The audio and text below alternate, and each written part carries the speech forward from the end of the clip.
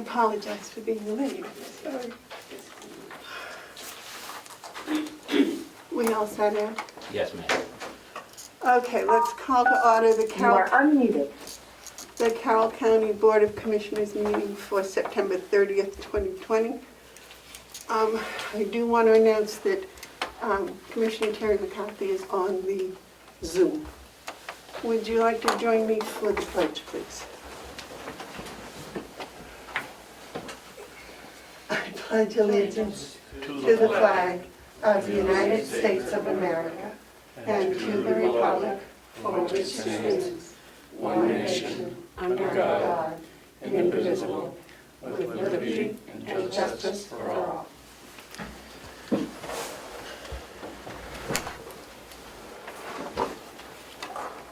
Are there any additions to the agenda?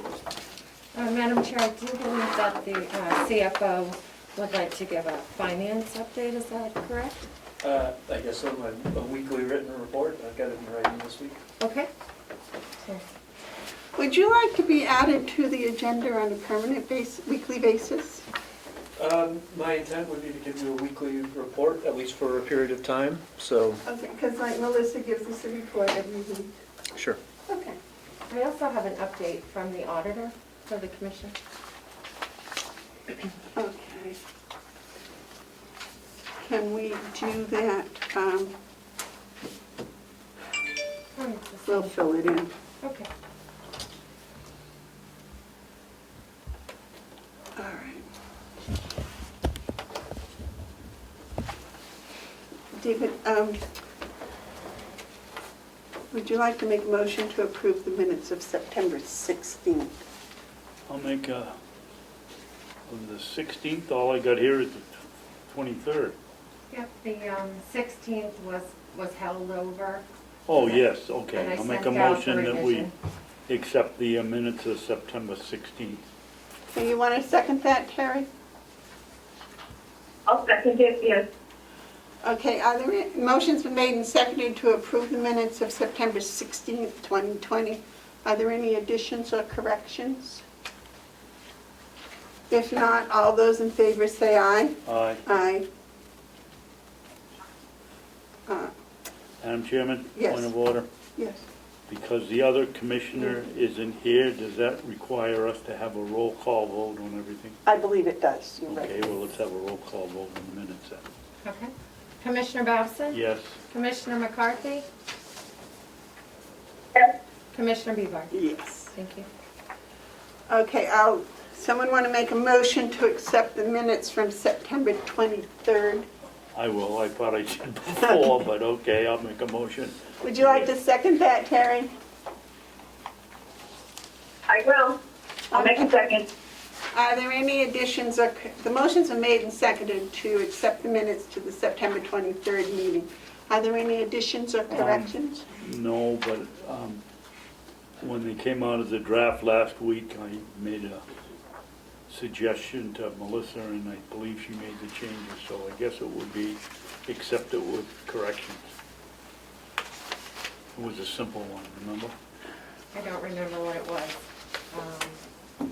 Oh, I don't think it was on the minutes, if I might. It was on the audit resolution. Oh, yes, it was. It wasn't the minutes. You Right. didn't send anything on No those. problem. Okay. Okay, minutes been made and seconded to accept the minutes. Roll call, please, for those in favor. Commissioner Babson? Yes. Commissioner McCarthy? Yes. Commissioner Bevar? Yes. Thank you.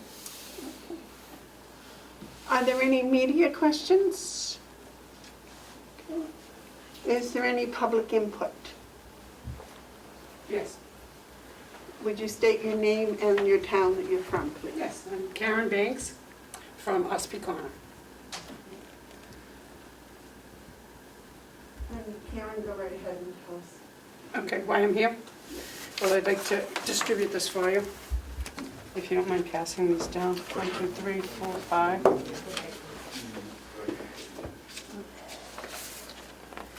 Thank you. You're welcome. I'm here to talk about the proposed site for White Horse. Excuse me, have you read our policy on public input. It has a 3-minute limit. Okay. Okay. The reason I'm here today is to talk specifically about the water. The reservoir for Osprey Corner, I do not believe has the capacity to house or support White Horse. Would you please put your mask over your nose, please? I have breathing problems. It's very, very hard for me to breathe. I have health issues. And can you sit 6 feet away from other people? Well, I think I am 6 feet away. Okay. I actually I hope that drove- didn't I cut into drove my her, 3 so- minutes. Okay, no, it does not. We'll start it all. All right, so just to state, what they're intending to do is to open a facility housing 28 people, 24 hours a day, plus 52 staff. They plan on adding 16 toilets, 7 washers, 7 showers, 2 kitchens, and supplying all of those people with water and, of course, septic. The septic systems attached to those 2 buildings are inadequate. They've been in place for a 2-family home since 1967. Therefore, a whole new septic design would have to be put in. I'm hoping that once the report is read from Will, the county will see that our reservoir cannot support such an endeavor. And the other reason I'm here is to show, in case anybody has not read it in the OSPI ordinances, under Article 5, Performance Standards, page 23, it states clearly, plans for the effective control and/or elimination of same shall be presented to the planning board for approval.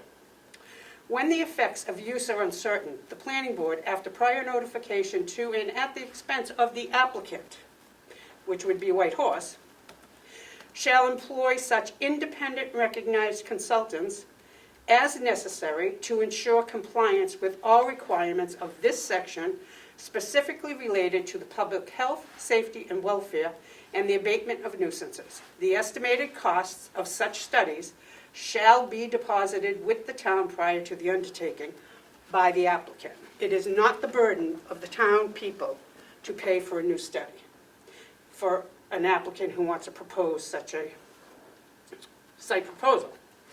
So I wanted to present all of that to make it clear that if we do need a new study, which I would hope that we would, then the applicant is responsible for paying for it in full, not a split deal, because we should not bear the burden of higher taxes to pay for it. That is why I'm here, and that is what I wanted to share. And I thank you for listening. Oh, thank you very much for your presentation. Is there any other public input? If not, we will move on to the manifest approvals for the week ending September 23rd, 2020, which was $40,017.35. And we're going to start with the DPW department head report today. Will, would you kindly join us? Yes, ma'am.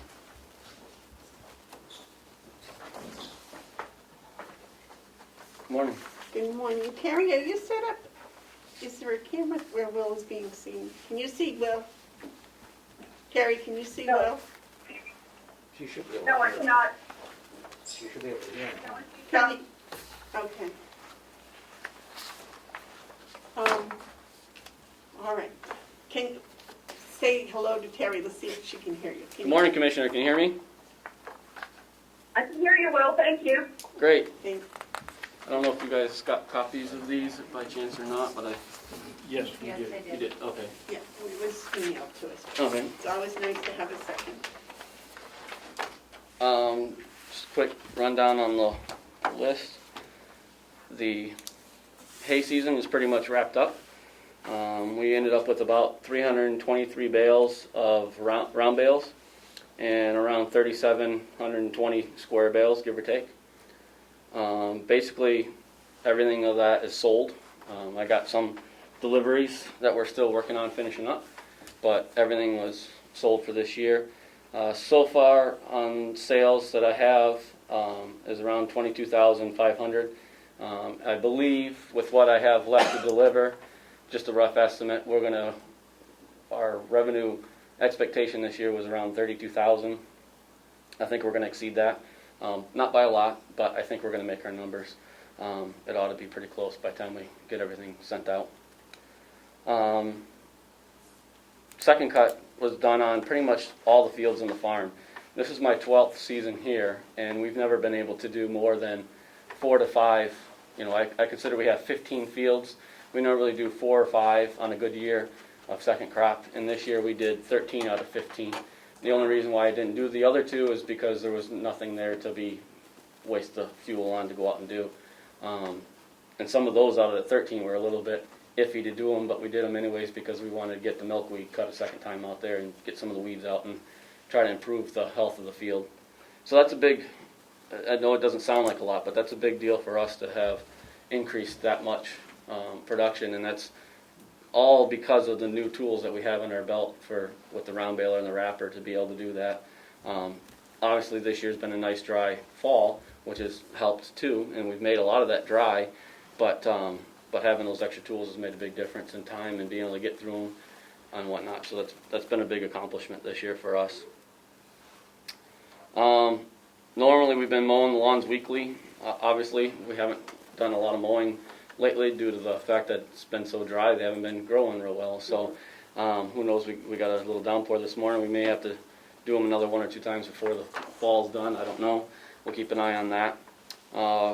Meter readings are going to be happening this week, probably tomorrow. Looks like a decent day, so we'll try to probably get out there tomorrow if everything goes well and get those read. Just been keeping up with the maintaining of the water and the sewer systems. You got your quarterly testings. We just did our 3rd quarter testings. Just the daily observations of things, keeping an eye on pumps, water levels, that sort of thing has been going on. The square baler is getting a lot of end of the year repairs. We've had that. It's 1996, so we're on the 24th or 25th season with that square baler.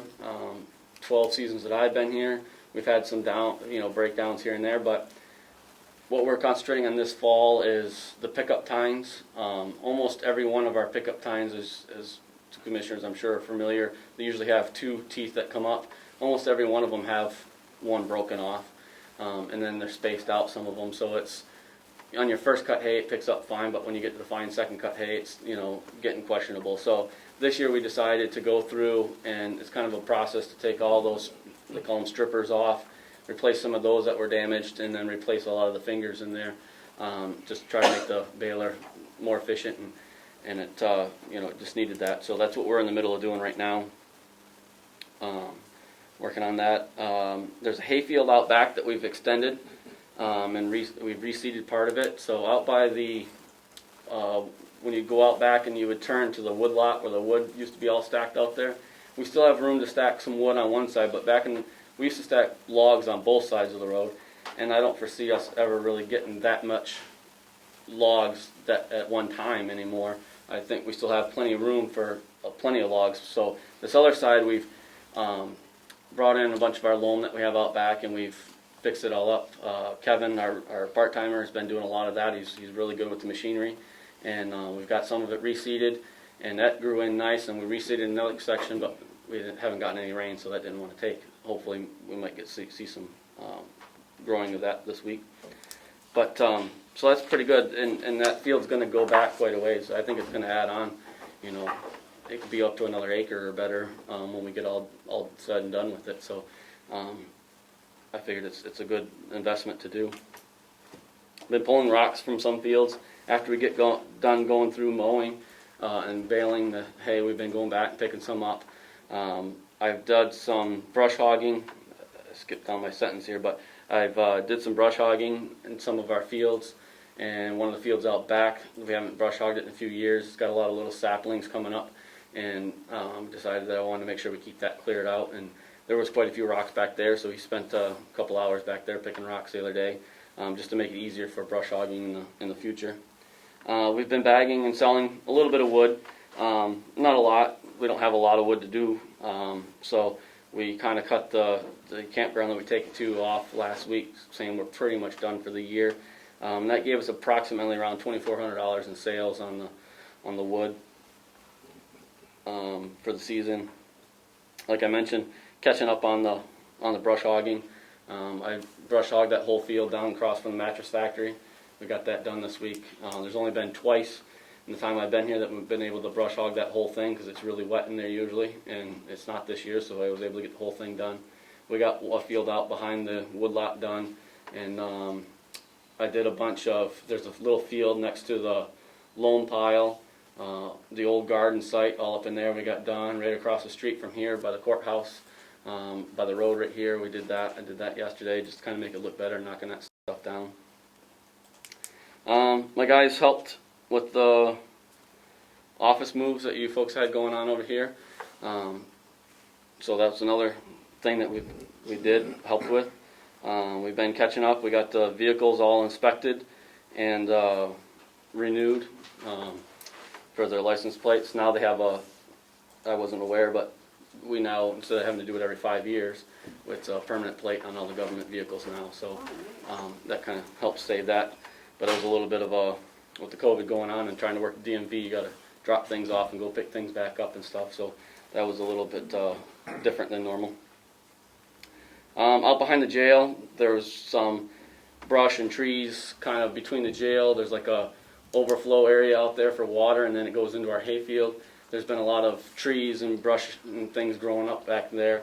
We went out and got a lot of that cleaned up, not only so we don't have to worry about shade and spreading stuff to the hayfield, but it also gives a better visual for their cameras over there if they need to look out, that way. It kind of cleans that up a little bit, so we did that. We're cleaning up around the, we're in the middle of that project right now, is cleaning up around the pond. We used to mow all the way up next to that fire pond out here, and it looked pretty nice, and then we kind of let it go because I was told if you let some shrubbery grow up there that it'll disencourage the geese from being around. So we tried that, and it didn't. The geese are still here. So we've decided to go back in there and try to just spruce that up and make it look better over there.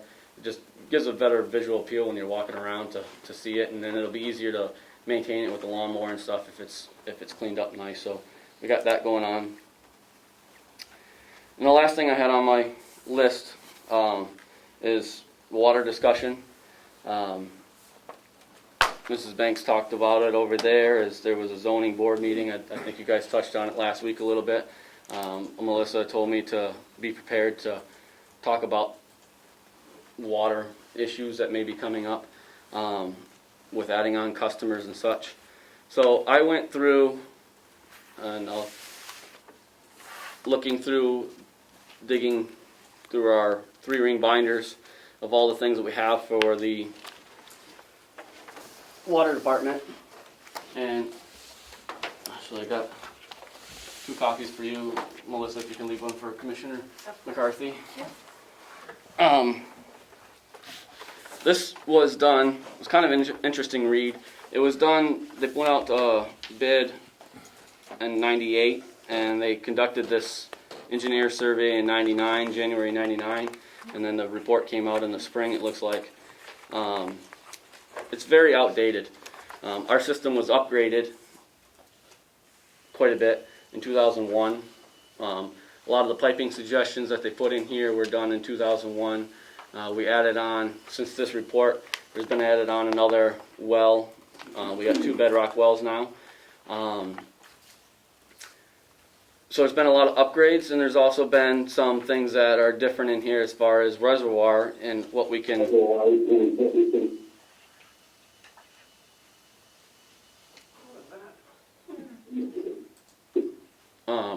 and what we have for reservoir capabilities now. There used to be the old reservoir up there, which held 90,000 gallons, according to this report. Is no longer on the system at all. So we have the 200,000 gallon one, and then we have the fire pond down here that talk about fire protection.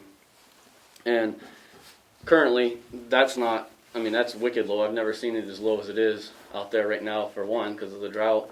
And for 2, the pipe or something's wrong where the fire department can't really draw out of it real well anyways at this point. I'm not sure. I've been needing to work with the fire chief and see what we got going on with the issues of that and see if we can help correct it. But either which way, so for fire protection wise, we don't have as much available compared to what this report says now. So there's a lot of changes in here. It's kind of interesting with some of this stuff at the time. It talks about one of the important things to consider. Let me find the page. It lists out how many people are on the system at this point when it did this survey. Now I can't find it, but it's in here. And it talks about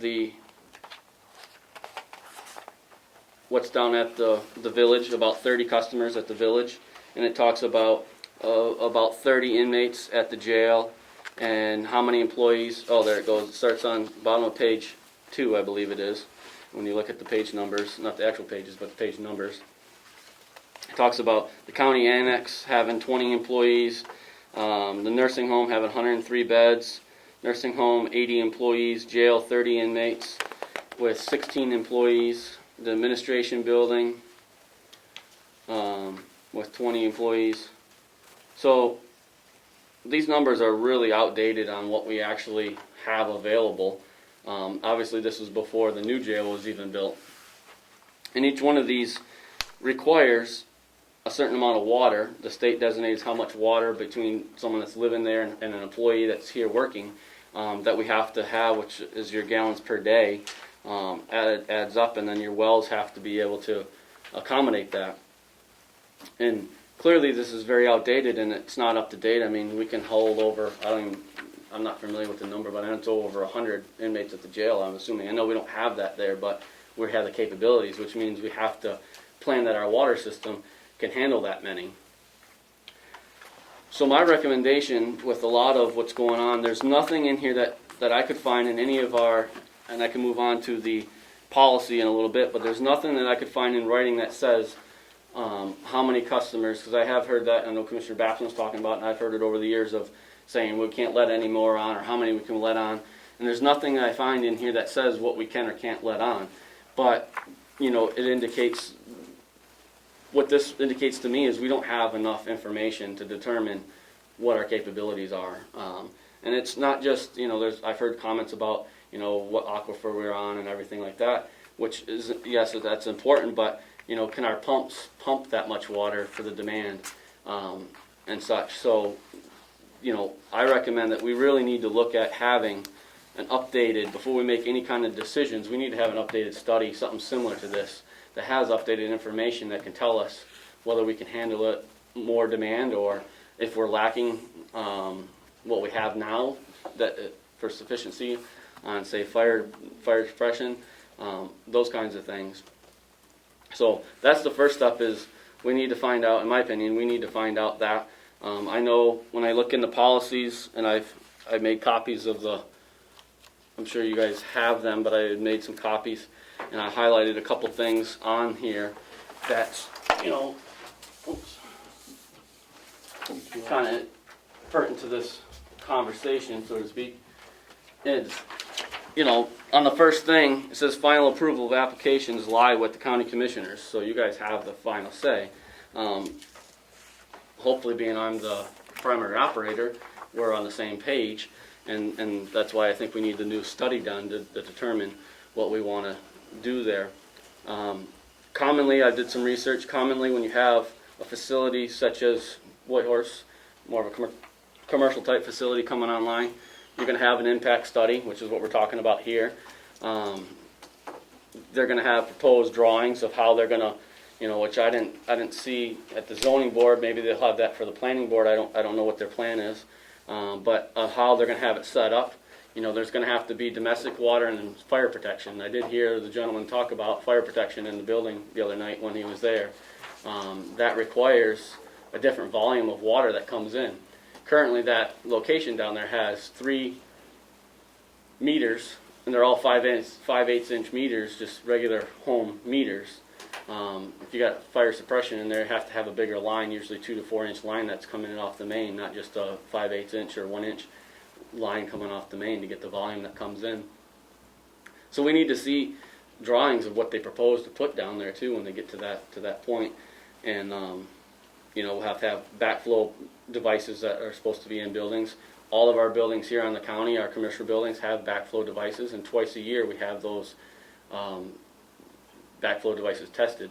And so the same thing would have to occur down there with a building like that. And then we'd have to do a fire pressure test and chlorinate the line and things like that before before they get set up. So there's a lot to go through on considering a place or a facility like that to come on. I'm not saying that it can or that we can't handle that. I'm just saying I don't think we have enough information to make that decision yet. And I think the first thing where it starts is with the new engineering impact study report, feasibility report, however you want to phrase it. But it does say you guys have the final. I did highlight the fact that if by any reason of shortage of supply, which, if we determine that this comes back, and we don't have the supply, we have it in our policies determined by supply. The commissioners cannot let somebody on. It also talks about reserving the right to limit or curtail the use of water, and it lists for different things like lawn care and such, but it says also during periods when it becomes necessary for the common good, which, and my thought is if we don't have the supply, we don't let new people on, because for the common good we got to take care of the ones that are on. And at the end of the day, my other concern is here at the complex.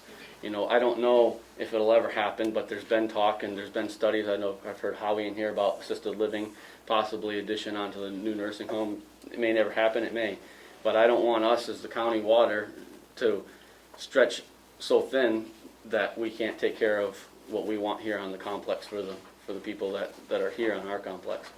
So there's a lot of things to consider on there, but the first thing is to say is getting an updated report on what our water system can handle for the future. I don't know if you have any. Well, is this Proven and Lurber, are they still in business?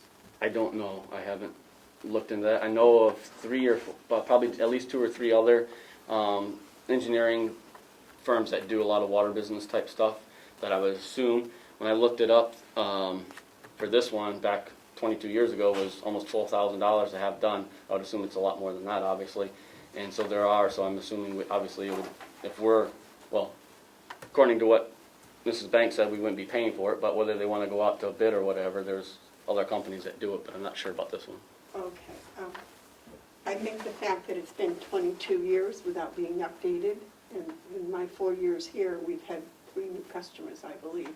And every time there's been the question as to, can we do it, can we do it, can we do it? So I think that this is definitely something that needs to be looked at least researching how to do it, how to go about it, what it might cost, if this company is still in business, to see if they would do an update and what that would cost. Because they would have all of the initial figures. Right. Were you here when that was done? Oh, what year was it, 19? 99. 99 is when they actually did they went out to bid 98. I think I was in the legislature, maybe that was one of the years I was out. It also talks in here to your point, Commissioner, of certain growth rates and OSIP and all those kinds of things, and it gives that information all the way up to 2020. Well, here we are, 2020, so that's not, what I mean, we've exceeded everything that this is talking about in time and everything else, so it's another argument of why we need something updated. Well, I think it's very important because our nursing home has been updated since this report. Our jail has been updated since this report. I don't know of any other buildings that have been added, but we're going back to keeping the annex, or reusing the annex, which would increase some of the water usage, I would think, at the county. Because the new nursing home isn't even considered here. Right. So I think, what do you think, Dayton? I think we need to have a study of some sort.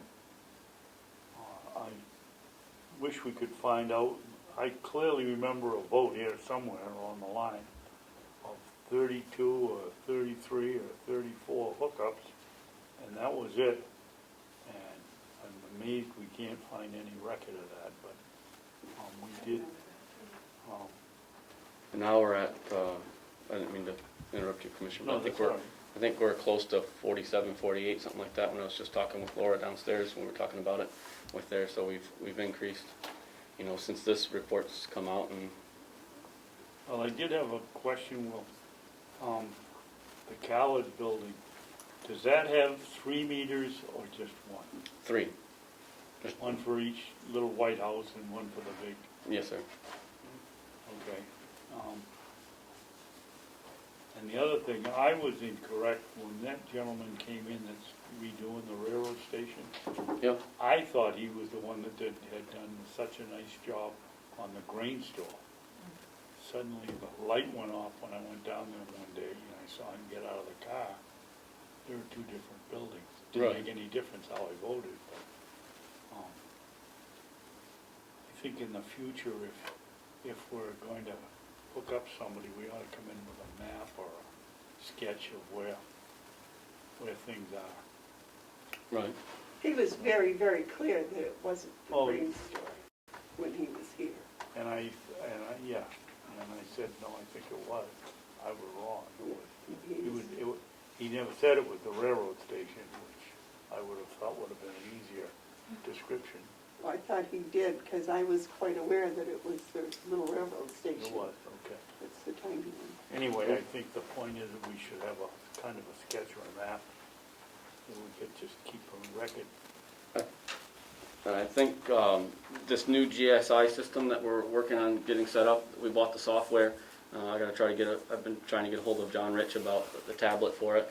But Grand State Rural Water Association's helping me set it up, and they're inputting a lot of the information, and we'll have kind of a sketch where I probably can come in here, and I'm sure computer people like Melissa will be able to hook it up, and I can almost bring it up on the screen and show you guys a lot of different things. From hydrants to hookups to all the maintenance we do on them, to every time I do something I can input the information in there, to pictures. I mean, there'll be a lot of capabilities in this new software system. Will it have the ability to show you the whole plot? I'm not sure yet. Or just where the pipes are? I think I don't know. I honestly, I don't know yet. I haven't, I've gone to classes and I've seen them pull it up to where, but we've always concentrated on the hydrants and things, you know, as operators, that's what we're looking at. So its capabilities of telling you the whole plot or something like that, I'm not sure on that. But, you know, it'll have a lot of useful information for us to store that'll be readily available with a click of a button for us. Terry, do you have any questions? She's muted. You're muted, Terry.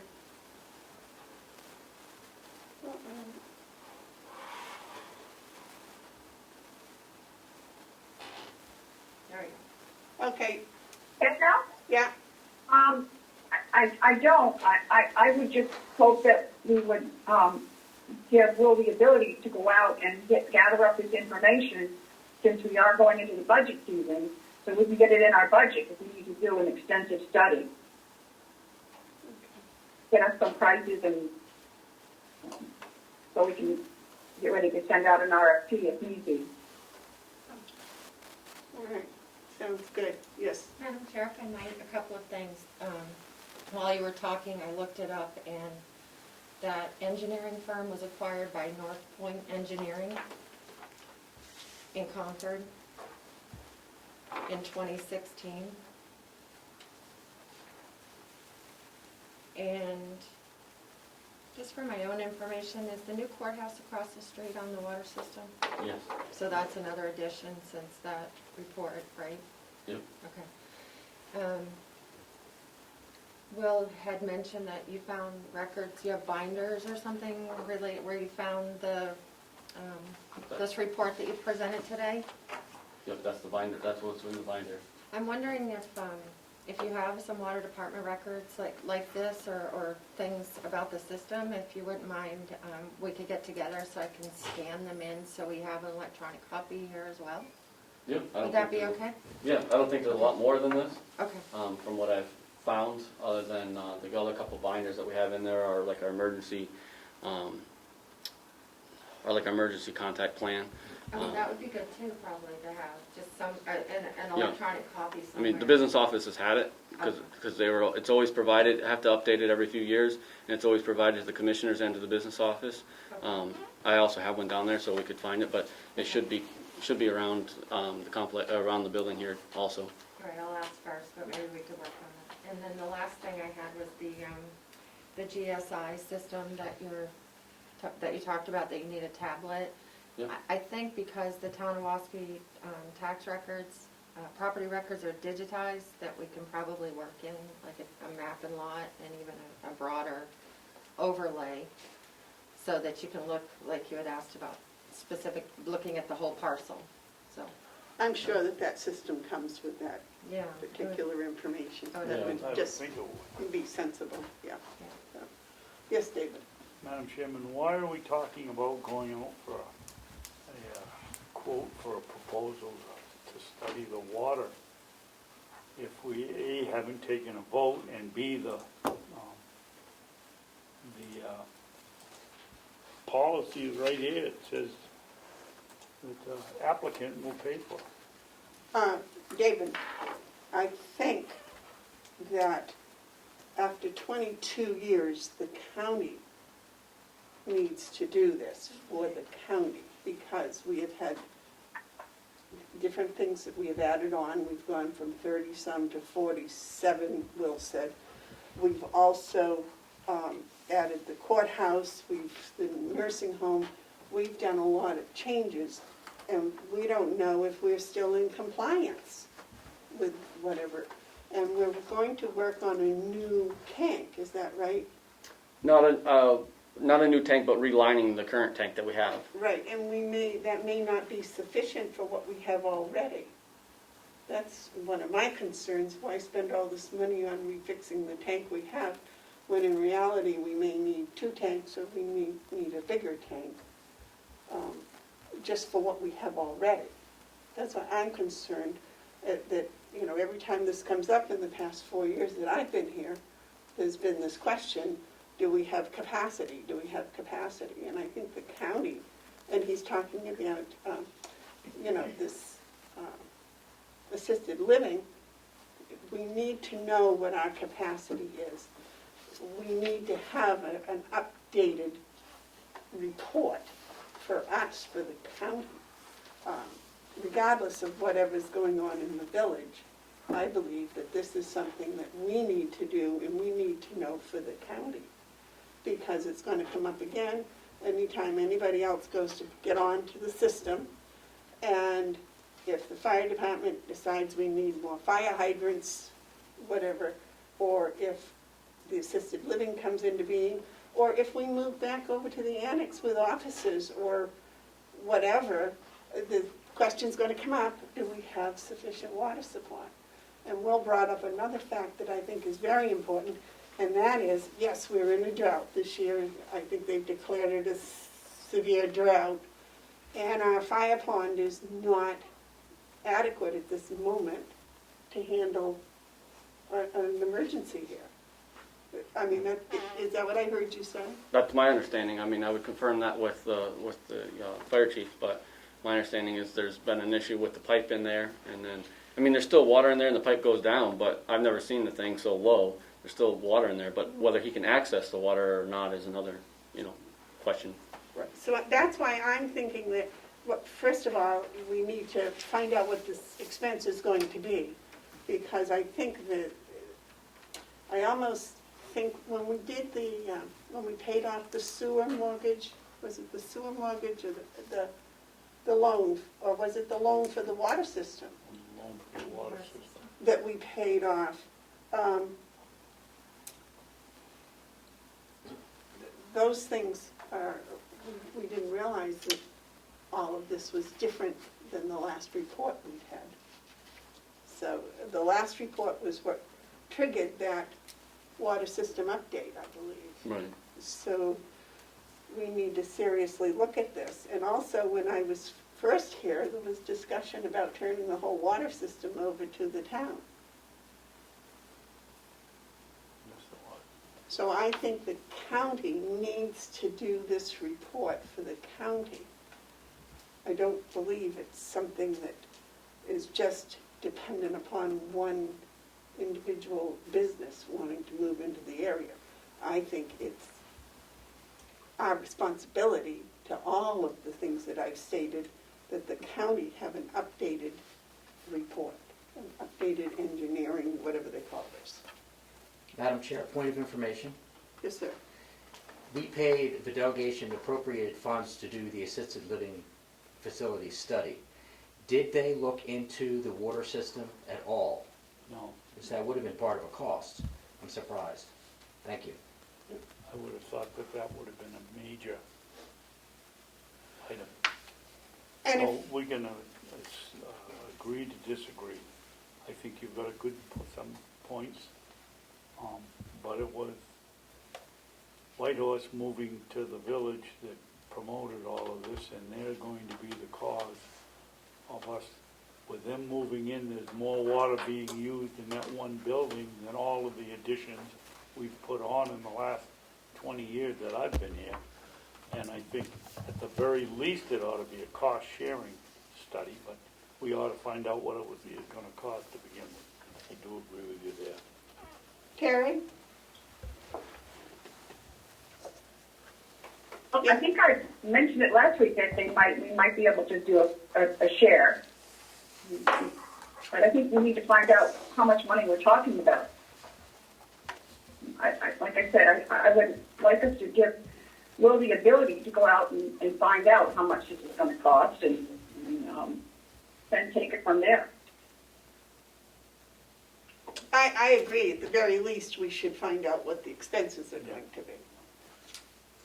So, and Will, you said that you know of 3 or 4 other companies besides this that was updated to North Point Engineering. Yeah, there's a couple other industry. I mean, I would start with, my first phone call will be to these folks, because it's like you said, if they have it all on record of what they've done in the past, and then they just have to add in their additions, if they're be interested in it or they're not or whatever. But that would be my first call, and after that we got a couple others we could call for, at least get somebody that would be willing to do it and give us a starting price. If we got to go out to bid later on, we can go out to bid, but we need to know where we're starting with at a minimum. Yeah, just tell them that's what we're looking for, is an estimate. Right.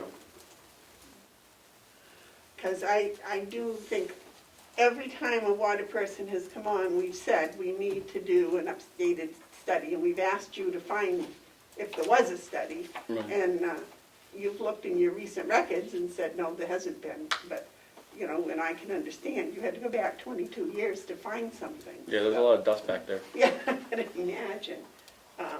Because I think this would have been valuable when the man that built the house across the street and got activated down, going towards the old state building. And, yeah. There was a big discussion about that, whether we could handle that or not.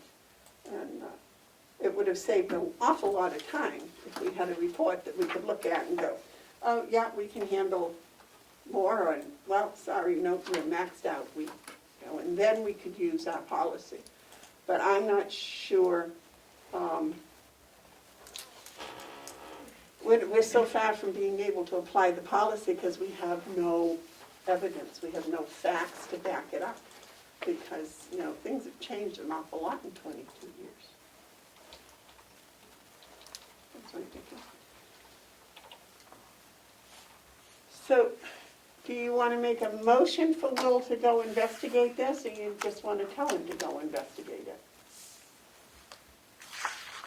I would think we'd tell them to go investigate it, find out where to start. That sound all right to you, Terry?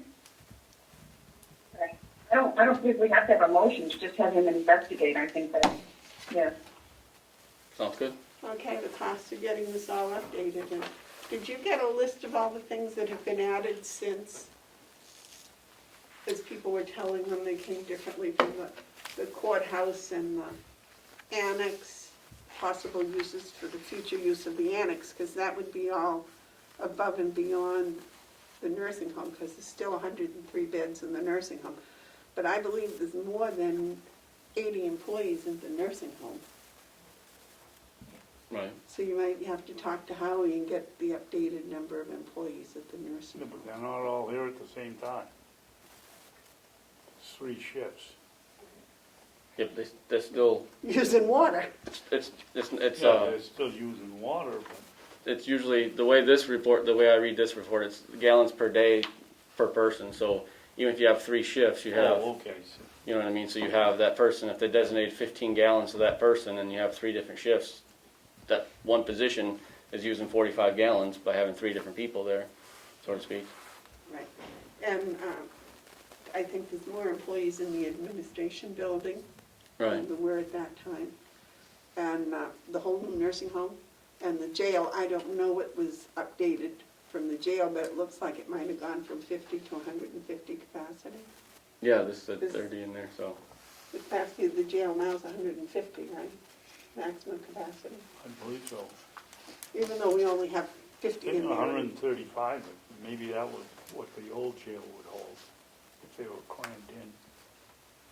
Yeah, I know it's significantly more than what was in this report, and I know we don't have that many in there generally, but we need to be outfitted in case it did. I mean, we can't just start turning people around because we don't have the water for it, Right, to and run I our think- businesses. I haven't had a chance to look at this, but I will this week and see, based on state requirements, I'm sure the state has certain requirements too. Right. So. All right, well, that was probably more than you expected to end up with from your report, but any questions on for Will or his report? Is that open to all of us, or just the commission? Just to the commissioners. You can speak with Will afterwards, I'm sure. He'll be available. All set. I have a question about the hay. Sure. No, that's the last thing you wanted. Last year, do you know how many square bales you made? We did just over, I don't know the exact number, but I know we were just over 8,000. Okay.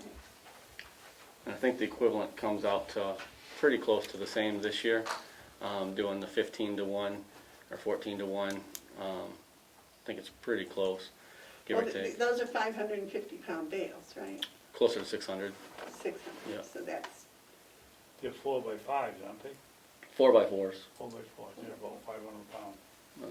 They're closer to 600. I went down and weighed them, and we pack them tight. We got a good machine.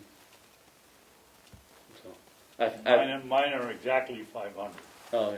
We've been bouncing between 580 and 600 on the ones that we've weighed for dry hay.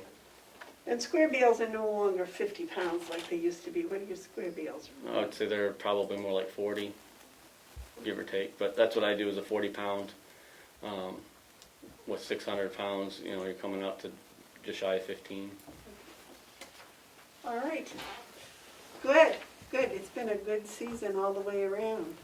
How did your summertime health work out? Excellent. You know, we had the same two boys that we had last year, so it went really well with them. They kind of, you know, one of them was juggling another job also with us, so I had to be flexible with him. But when we needed him for different stuff, for the most part, you know, he was able to help with us. The other one spent a lot of time here with us, and so we'll have some more discussion about that hopefully in budget in a couple of weeks. I got some new ideas for next year, and I'll bring that up then. Now, with the COVID, you've had 0 employees, 0 help from the jail, right? Correct. We haven't had late March, whenever it was when the complex shut down. We have not had a single inmate since then. So it's just, you know, we had the help of the kids, and then it's mostly just been my one full-timer and one part-timer with us doing everything. Well, it looks like you've gotten it all done. Well, thank you. I think we've been staying pretty good, and we've been able to, for a long time here, we were kind of, and I don't want to go off too long here, but for a long time we were in more of a production-based department with all the wood that had to go out and all those kinds of things, and where that's drawn back, yes, because we haven't had the inmates and such, but it's also given us chances to do these things like cleaning up around the pond and cleaning up around, brush things, which really I think is, right out this window, for example, that ugly looking bush that went out there, and now I got that. Things like that. I mean, they're little things, they're a decent job, but they're little things, but they really make the complex look better, and having the time to be able to pretty up things, so to speak, like that, I think it's important, and I think it really helps the looks of things around here. Well, I don't know about the other two commissioners, but I personally have not heard any complaints about the lawns not being mowed or whatever. Have you, David? Not a one. No, whereas a few years ago, It was every day, every week. yeah, they were Right. complaining. So I think whatever you've done is working and working well, so And- thank you. One other quick thing, I heard a comment that you were talking about, the gentleman was asking about the boilers out back. I found out who that was, and he had stopped by yesterday, as a matter of fact, just at random. I happened to watch the video because I heard you guys were talking about it. He happened to stop by and talk to me about it, and I can give him the explanation, and he was very satisfied with that. So, just thought I'd update Maybe you when on. we're off camera, you can tell me who it is. No, because I don't remember his name, but Well, did he give an address? He gave me his name, well, but oh, okay. When we're off, I don't have the address. when we're off, I can give you some updates on Okay. that. Well, thank you for the PR work. No, not a problem. Anything else today? Anything else for Will? Yes, I was gonna, on the commissioner comment, but have you heard anything from Scribs about the letter she sent to Applewood? No, I haven't. I was kind of interested. I saw it was going to be under Melissa's update on the MOU letter, so I was kind of interested what happened there, but I haven't Okay, heard anything on that. thank you. All right. Thank you very much, sir. And Thank you. won't too much haying today. It's pretty wet out, All right, yeah. thankfully. Have a good day, Commissioner. Thank you. Thanks, Will. Okay, we have a 9:45 appointment that hasn't come. Oh, they're here. Oh, they're They here. probably didn't come in because the door was closed. Oh, I'm sorry. I just saw 'em. I'm sorry, I didn't think you were here, so we were just chit-chatting. Oh, that's all right. Thank you. Is Mr. Drew coming? I don't know. He and I have not communicated. I got an email yesterday about the timing today, so I assumed he did too. So I haven't seen him outside. And no Boy Scouts? No scouts. No Scouts, sorry. No scouts. No, I will get that right straight once in a while. All right, so, Mr. Brown, we're here about the Blueberry Field. We've already had the report, and you're here with your new 3-year MOU, is that correct? That's right. Is there any changes or updates you'd like to share with us? We changed, actually, the copy that we had said 5 years, and we changed that to 3 because that's what we originally agreed on. And there are a couple other changes in there. One of them was we included the scouting groups as the scouting community of Carroll County. That does not exclude, like the Cub Scouts if they wanted to, the Girl Scouts or Ventures and such. So we included that. I don't have the original copy with me, but do you have the copy on you? I have the copy, I don't, Okay. no, that's not the original, though. Oh, I have your business plan. I don't have the original either. That's the one I just got from them. Okay, do you want a set of all 3, both documents? Because there's a memorandum of understanding, and then underneath that is the business. I'll see if it's the same as I have. Okay, thank you. Now, this is dated July of 2018. So are you going to use the same business plan? Did you update the Oh, business plan at all? actually, we took that as a base, and then we made some changes in there as Oh. well. Okay. There's 2 changes. It kind of made more sense. But Where that's, is the copy with the changes? Hold on, let me see. Well, let's see. So the one I got in my email was the 2018 one. I didn't realize it was dated. I think it was, But, okay. sorry, 1 second. Let me Because see. there was a question about that. somebody said there wasn't a date on it, but then at the bottom, there is a place to put a date.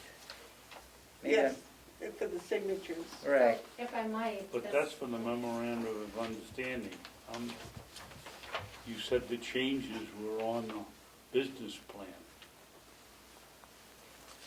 So this morning, it looks like, this morning I got an email from Ben Fullerton of Troop 142 Yeah. with a business plan that's dated September 23rd and an email, an updated MOU. I can run copies of that for you guys real quick, if you'd like. Okay. That would be nice, because Okay. that is probably what you have, right? Right. Yes. Yeah, I just got Okay. this just before I left the shop, so. Okay, let me just send this downstairs, I'll get it printed.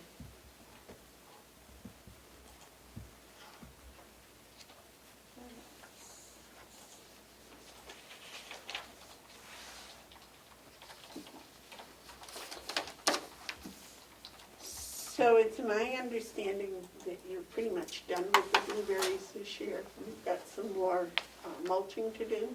Yep, another load of mulch came in, and what the boys will do is arrange a time to move the mulch.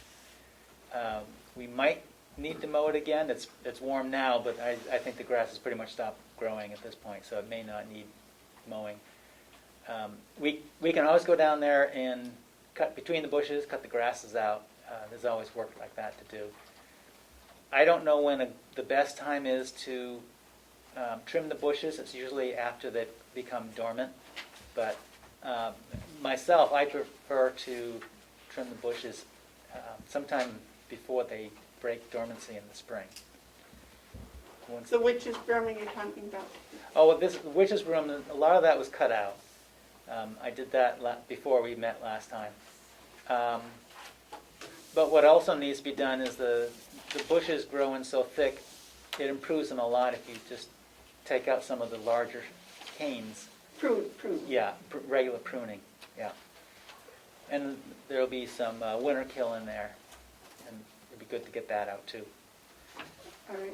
Now, did you set up some sort of a report system with Will or a touch base system with Will so that he knows where you're at and what you're doing? I have communicated with him and let him know what we've done thus far as trimming and But getting in more the mulch in. future, I mean, if, Yeah, we'll do that on a regular basis, on a monthly basis. on a monthly basis, Yeah. okay. Yeah. All right. So just let him have a heads up so he knows if he doesn't hear from you within a month, he can send an email or contact you and say, you know, I missed it, or did you send it, or Okay, yeah. whatever. Yeah. And that way, you might send a copy of that also to the commissioners, just so we know, you know, that you're down there and you're doing, I mean, I won't be here, but the commissioners that will be. That'll keep them informed as to where you're at. And Okay. maybe when you're doing it, I know the couple of times that I was down there with the boys, I enjoyed it very much. Oh, And you've good. been down and visited when the boys were here, haven't you? Yep. Okay. So- The best way is to through Melissa, to communicate with The commissioners, the... sure, Okay, yeah. right. Just send her an email, she can forward it to the commissioners, or you can send one, I guess the Carroll County Commissioners, I Commissioners. think. is now set up so it's working properly. I don't know. Seems to work on mine. Okay. So there's not much you don't do anything in the winter, No, not really. no trimming like, I know apple trees, they trim in In the spring, yeah. winter. If there's winter kill, it'd be a shame to trim out some of the bushes and then get winter kill on top of that and have to go back and trim Right. again. Dale has actually got in touch with Olivia, and I don't know what the results is of it. Last time we met, he was meeting with Olivia that afternoon, Oh, okay. and we were going to have her set up a time for people to come and show how to trim blueberries. And this information could be shared among the Boy Scouts, which we got to get a group together. We're not allowed to have more than 10 people together right now.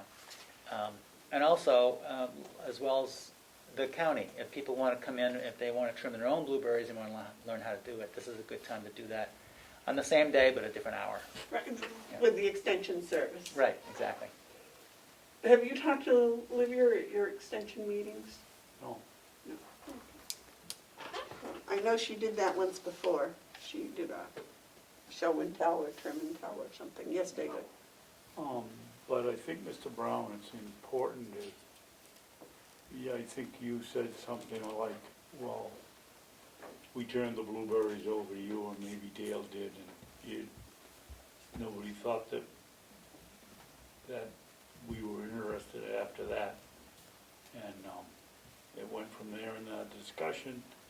But when it comes to having people here that aren't scouts, we would like to know about it, because we have a liability if it's on our property and it's county people rather than, if it's the Boy Scouts, you people are, got yourself covered. But Right. if it's anybody else, we'd like to know about it if you tell Will.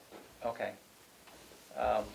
When we run a Pick Your Own program next summer, there are two ways we can do this. In fact, this past summer, we had, as we opened it up on Saturday mornings from 9 to 1, and people came in and picked, and they were very happy with that.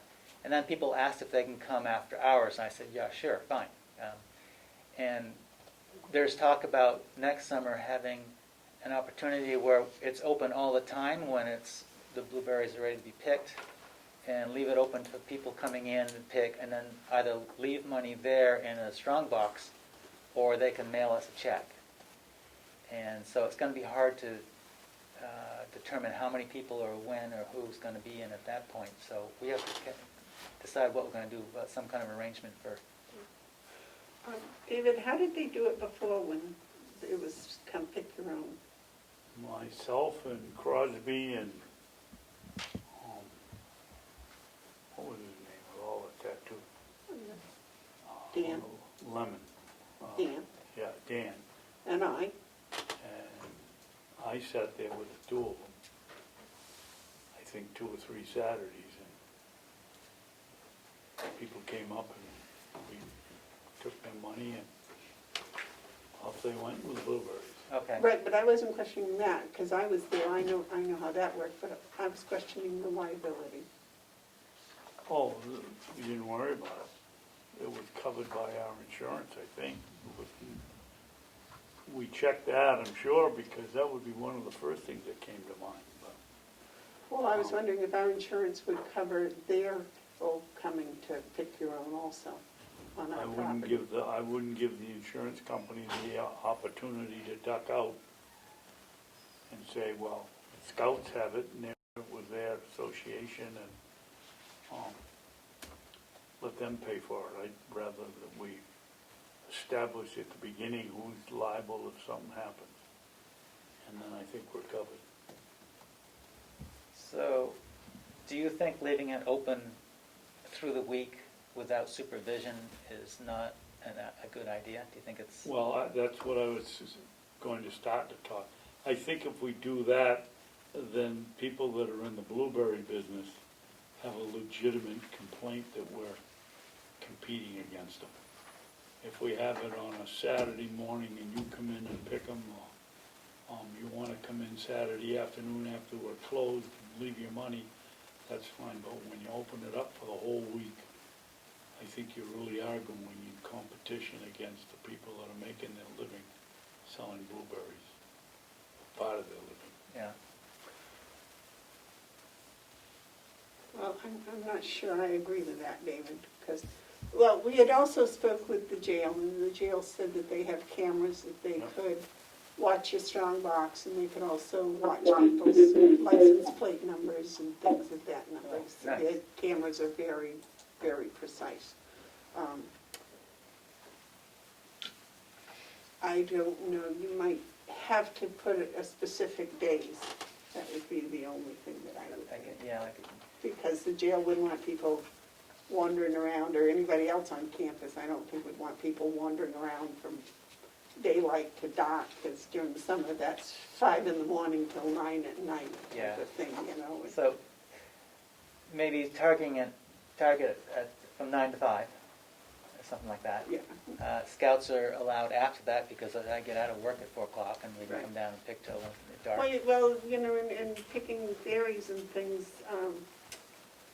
you know, people might not want to pick from 10 to 2. It's pretty hot out there from 10 to 2. Right. You know, so, you know, 2 to 6 or 2 to 8 or whatever would work for you and the Scouts. as Yeah. well. And maybe 2 days a week plus Saturday, so we're not holding it all week long. Well, and Carrie, you got any comments about this? She's muted.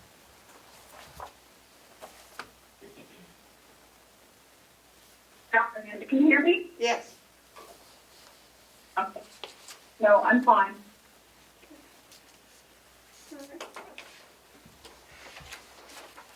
So is there anything, did you send her a copy of this updated? I'm doing that right now. Okay. Yeah.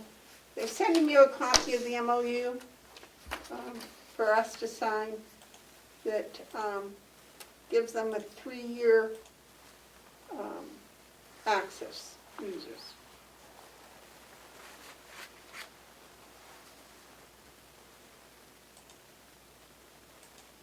Mr. Brown, can you answer some of these questions? Madam Chair? Go right ahead, sure.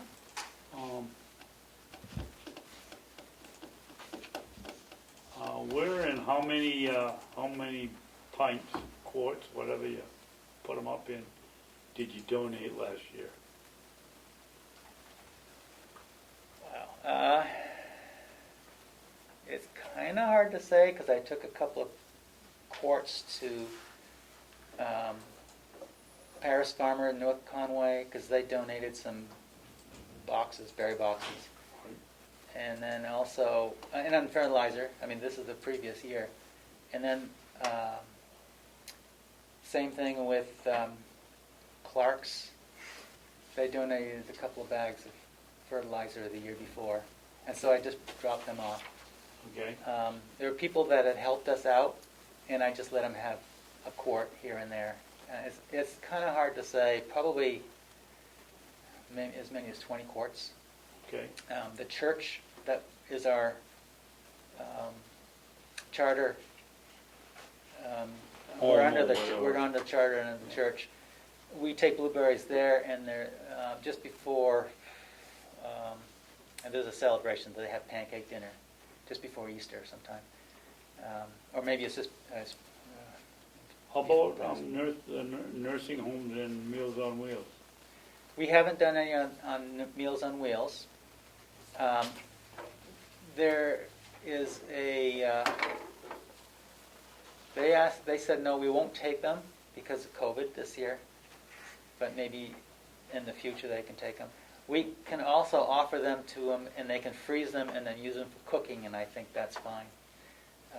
I have some still in the freezer that's not sold yet. We can use those for pies before Christmas and such. Meals on Wheels. In the nursing home, I asked Ben about that, and he said he and other members of their troop has contacted the nursing home, but they didn't have the right person to talk to. They left messages, and no one got back to them. And it was my understanding that the nursing home did want to come down here and do like a field trip and have people pick, and I'm fine with that. It is kind of a hazard walking in the grass. It's uneven ground, and that's the only thing I'm concerned about. If they want to do that, apparently the director for activities director should be the person to get in touch Yes. with, and yeah, Yes. and I need to get the contact. I can get the contact from them. Melissa will supply you. Oh, great, nice. And that. Okay. So that didn't happen, and we could have dropped some off at the nursing home, and we just didn't have proper contact with them. And it says here, we're going to sell them at farmers markets and other events at old home, week celebrations, street fairs, etc. Did you in fact go to Tamworth, North Conway, and all? North Conway Farmers Market was closed this year. The Tamworth Farmers Market has very strict rules. You go in, you wash your hands if you need it to. you have to wear a mask, you have to stay 6 feet, and they have marks on the ground. And so they're very well organized down there. And when the blueberries were ripe, we had our pop-up tent there, and we did very well there. Good. We did excellent there.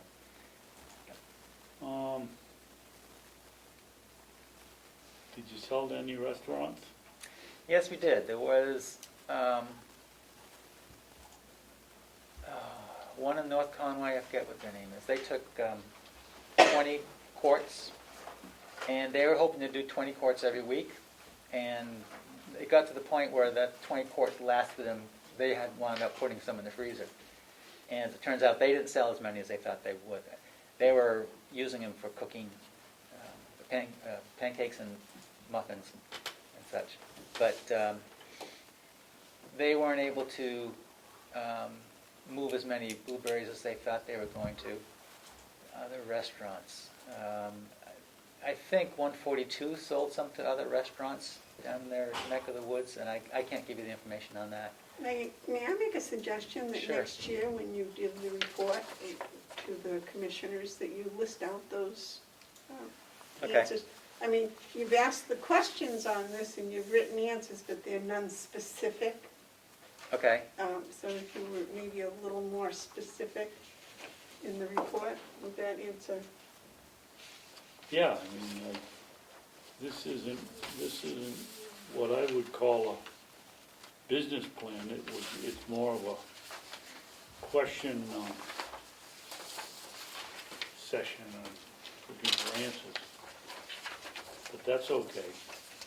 I'm glad you're doing it. I just hope that we don't get like this year, and maybe at the end of the year that some of the blueberries have gone to waste because we haven't acted quick enough on them or come up with a program to, I mean, at the very least, Mr. Brown, if you are done at the end of whenever, August, you could tell us and we could go over to the nursing home and say, okay, employees, go to town, go pick.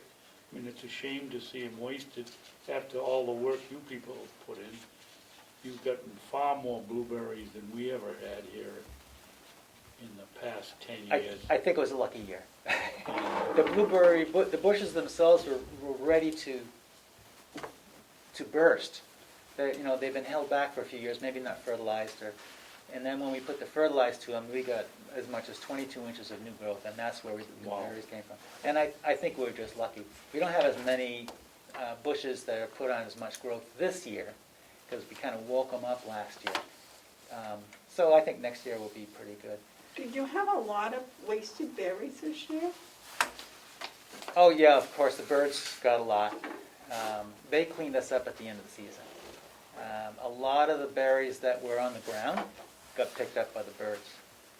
And that's kind of a relief, because that's where the mummy berry... Yes. I didn't realize that you hadn't picked most of them. I thought most of them were picked. Well, they were, but there was still some left. Yeah, there was still some some that we couldn't. I ran out of daylight to pick, and we could have been down here picking. Now, I think what the trick is to have more people come through the week and pick, like the Pick Your Own program. And I think that would take care of whatever we can't pick, then the public can come and pick. Okay, so you've already addressed the issue in your plans Yeah, for next yeah. year. Right. Any questions, Terry? Okay. Would somebody like to make a motion to sign this MOU?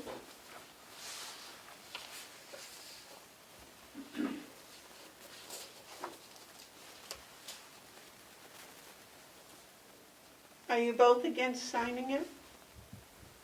No, No, I'm not, I'm just reading it, I'm sorry. Oh, I'll make a motion that we sign is it an MOU or is it a contract? I haven't got it all. it's MOU. It's an MOU, Memorandum of Understanding between Carroll County Commissioners and the Boy Scouts of Carroll County, or the Scouts, the Scouts. Scouting community, right. Scouting community of Carroll. I'll make that motion. I'll second it. Motions are made and seconded. Is there any further discussion? If not, roll call. I'm just thinking on the 3 years and the signing, it says there's a signing date. Is there any advantage if we put the 3 years starting in, let's say, April 1st, before the season starts, rather than when it ends?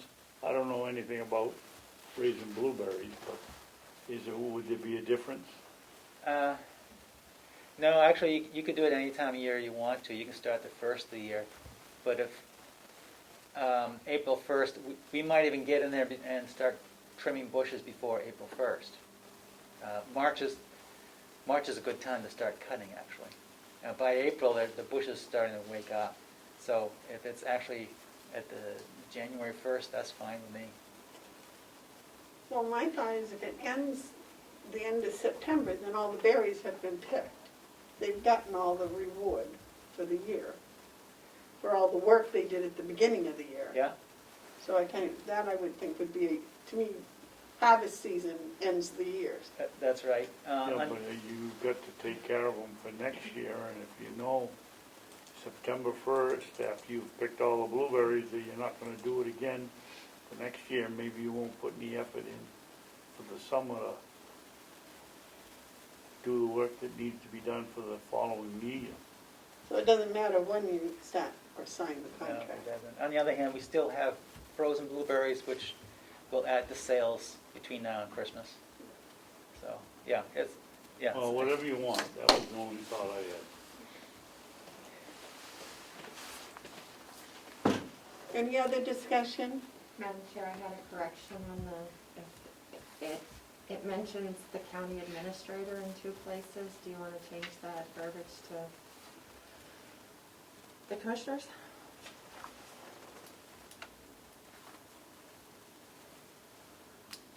Oh, yes. Where does it say administrator? On the MOU, the last line. The last sentence of paragraph 3 and the last sentence of paragraph 4. It references the county administrator. Well, oh yeah, So that should be commissioners. commissioners, yeah. Okay. Where's the other one? Very last line. Have you got Okay, the very yeah. last line? Right, yeah. The last line in paragraph 2 and, Okay. 3 and 4, yeah. I don't mean to rush anybody, but we had a 10:15 appointment. Okay. Okay. Would you like me to do a roll call and then you can bring a clean Yeah. copy for signature or something? All Or I can clean it up, I have to. right, if we can just say that the motion will include the corrections from administrator to commissioner, is that Fine with acceptable? me. Okay. All right, so the motion's made and seconded to sign the MOU with the correction of administrator to commissioners. Roll call, please, for those in favor. Commissioner McCarthy? Yes, Commissioner Babson? Yes, Commissioner Bevar? Yes, Thank you.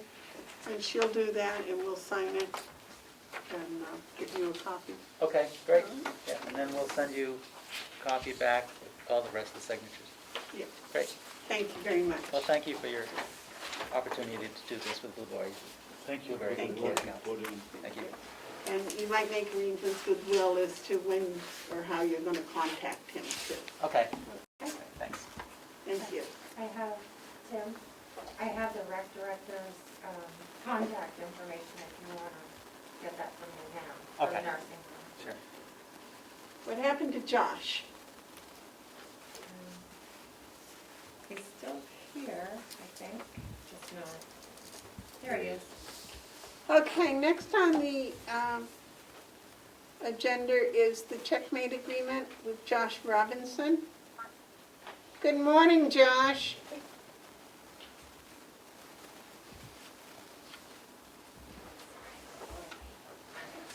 Good morning, guys. Yeah. That's on you.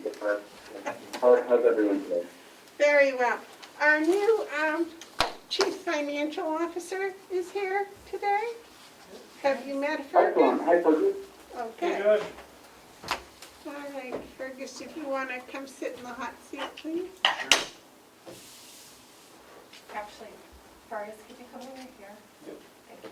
So I can, Is this the cold so Terry can see on the Zoom, is that okay?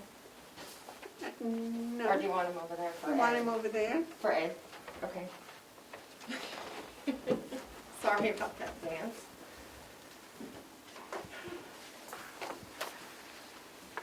Good morning, sir. I don't know which one to start with first. Josh, have you got anything to Yes. add to your? Yeah, sure, I could get into there a little bit. So, Fergus had sent me an email a few days ago, with 3 questions on the contract, so I think that probably is the best place for us to start. His first question or request was really to, to mark up the agreement with the things that have changed. And, as I was can't going through it- understand him. No, I realize. Josh, wait a minute, I can't understand you, Josh. Josh, your microphone is not very I'm sorry? good from this side. Okay, hold on 1 second, I'm gonna dial in on the phone, so give me a second. He's I gonna, can hear you very plainly. Yeah. you go, we Well, can't. it might be better for everyone, maybe, if I dial in. So I'm putting on mute here for a second, and dial in, see if that's better. So, give me just one.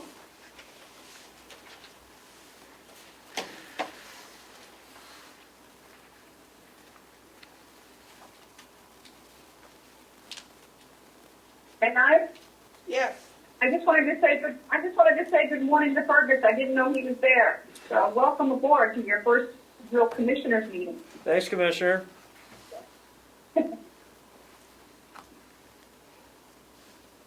I trust you had a good week. We did. I'll be giving you a little update a little later in the agenda. We're Can gonna you put guys it, hear me better now? yes. Okay, you wanna start back at the beginning, Josh, please? Say that again, I'm sorry. I had you on mute. I said, you wanna start back at the beginning, please? Yes, absolutely. So basically, what I was saying is that, Fergus had sent me an email a couple days ago, with 2 questions, and I thought that would be the best place for us to start this morning. His first question or request was, to, help identify the differences between, the new agreement and the previously existing contract, or the currently existing contract. And literally, there's almost no changes. The primary change happened on the page that we deep into. Well, the primary change happened with the pricing, so addendum F, which is a completely revamped layout of the pricing, and then on the fourth page of the service level agreement, there was previously a reference here to Jennifer Credit, who was point of contact at one time, and now it's been updated to Karen Turcotte, who is the primary client account manager for Carroll County. Otherwise, beyond that, this is virtually identical. I think I might have reformatted the footer to make it more, put the agreement to provide workforce management solutions to have. But otherwise, the pricing, it's the reference to the client account manager, and otherwise it's a virtually identical agreement. Now, a couple things I wanted to mention on the pricing side. Fergus, another one of his requests, and I just sent it to him. I can forward it over to you, Melissa, to share with the commission, if everyone would like, or Fergus could do that probably. At Fergus's request, I took a comparison of what the September 2020 billing for Carroll County will be when that revenue is collected with the first payment of October, and I compared that side by side against what it would be for September of 2021, so that I could show you exactly what the differences in costs were. The net result in the differences in costs between September of 2021 versus what you're paying us for September of 2020 for the exact same services received is a $211.22 increase in the cost in September of 2021 based on the new fee structure that is in this new contract. So it's a nominal increase, varying, based on the service, somewhere between, like 2.5 and in some cases on service by service basis, as much as a 10% increase in what you were previously paying. But when it's averaged out across all of the activities, where in September of 2020 you will pay us $5,188.33. In September of 2021, for the same set of services, you will pay us $5,399.55. So it's a $211.22 increase, where there has been, in the contract pricing from 1 month over the other. So what I also did for this request is I broke down the HR fees, the monthly fees that could occur in September of 2021 if we were to implement each of the HR pieces that are listed out with pricing in the new contract. And that's also an analysis that I shared with further this morning. And on that front, more or less as expected, the recurring monthly fees for the HR modules are coming in at $17.77 a month or so, which equates to a little bit over $20,000 a year for HR recurring usage. And then there's also going to be, based on, and these are TBD numbers in the contract right now, and this is probably something worth discussion. The implementation fees for each of the HR modules right now are TBD. Now, Madam Chair, I need a point of they're order. TBD. Excuse me, Josh, 1 minute. Josh, wait 1 minute. Madam Chair, he's not called in, so Josh, I'm still having trouble hearing you. If you were called in, we would hear you very clearly. Yeah, if there was a number to call in, I would have dialed it, but I couldn't find it. Because we're talking about a contract right now, and the public can't really hear everything, and I'm seeing you both struggling to hear what he's I saying. can send that over to him. So if we just straighten that out real quick, I think everybody would be a lot happier. Is there I where I thought can he dial signed. in? I thought he had dialed in. Josh, I can send that to you.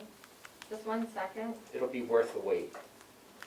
Because I don't think Commissioner Babson, you couldn't hear him too good. I could hear him, but I couldn't understand him. Well, a contract must be understood, so that's No, not I good. wasn't going to vote. I planned to abstain because I couldn't hear him. I couldn't understand Well, I him. have the numbers written down, so. I mean, it looks like it's basically a 4% increase, roughly, from, But is included in this is the piece that we just added where he's doing the adjustments. Kathy doesn't have to do the entries. well, I've got some clarifying questions on that, and that's part of what I had asked him, so I think he's gonna get to that. Okay. Just bear with me 1 second, please.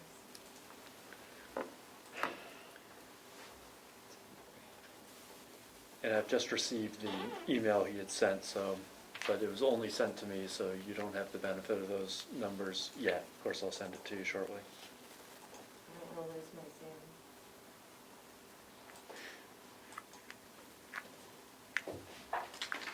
He talks like a machine gun. Isn't it on the agenda? Yep, I'm looking for the agenda now. Thank you for jogging my brain. Is that a 4% increase, including the portion? I thought it was going to do some quick reconciling. The general weekly, bi-weekly payroll, that amounts to about a 4% increase from 3 years ago. Right. So, But that's what he was talking about, the $211 increase correct, per year, I gather. per month. Right, per month, that'll be $211 increase for the first year of the contract, another $211 increase per month for the second year. They're offering fixed pricing Oh, for okay. 3 years in their proposal, Oh, good, all right, that's Um, good. but I mean, I've got a bunch more clarifying questions. Mr. Robinson, this is Ed Comeau off screen here. The executive coordinator is sending you your Zoom information. Please stand by. Yeah, I got it. Thank you. Mhm. Ed, you can hear me okay? I always hear you good.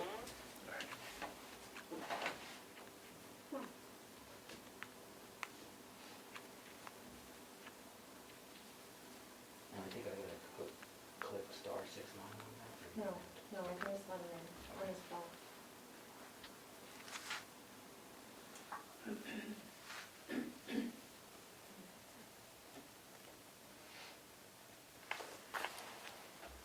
Would anyone care for a refreshment? Cookies and milk, please.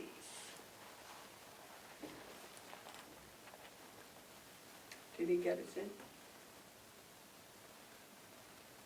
probably entering the password now. Looks like.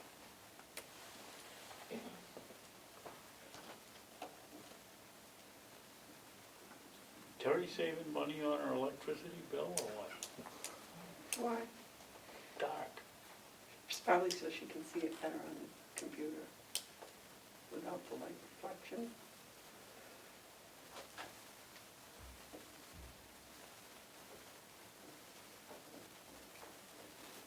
Why don't you ask her?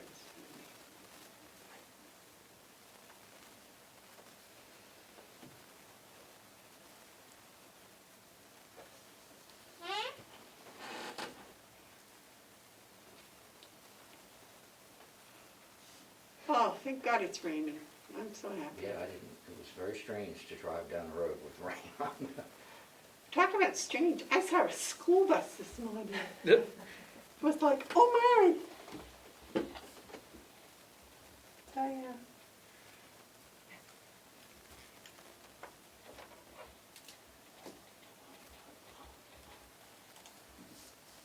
What is he doing? Signing into Signing Zoom. in. Control of the It doesn't look like it's working very well. outside of it.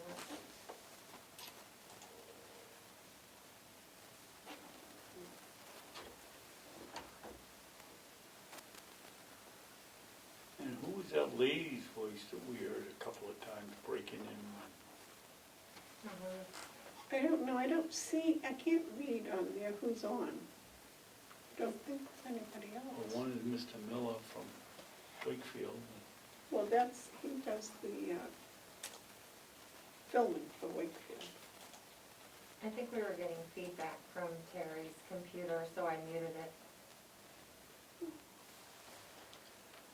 That's what happened.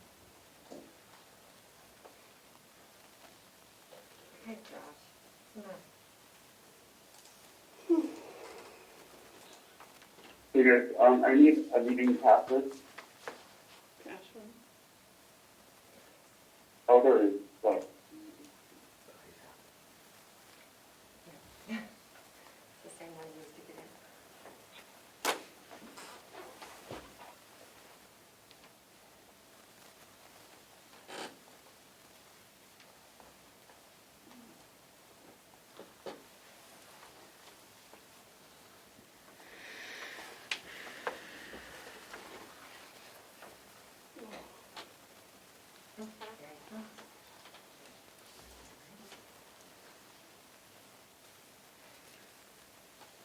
So I've got the total annual cost of this at around $89,000. Okay, can you guys hear me better now? Yes. Much, much better, Josh. Thank you. Okay, wonderful. All right, so based on your conversation, it sounds like it probably makes sense for us to just start with your questions.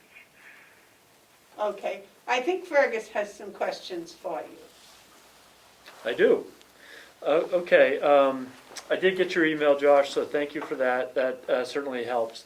Let me start, I guess, with the bottom line, which is I think the annual value of the contract is right around $89,000 or $90,000. Does that sound about right?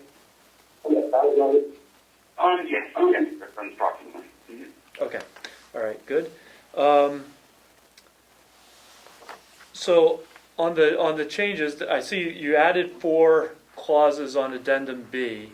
They all seem to be housekeeping matters. Mm-hmm. Yeah, mostly for the impounding live check service. Yep. Okay, all right, so I just wanted to clarify that.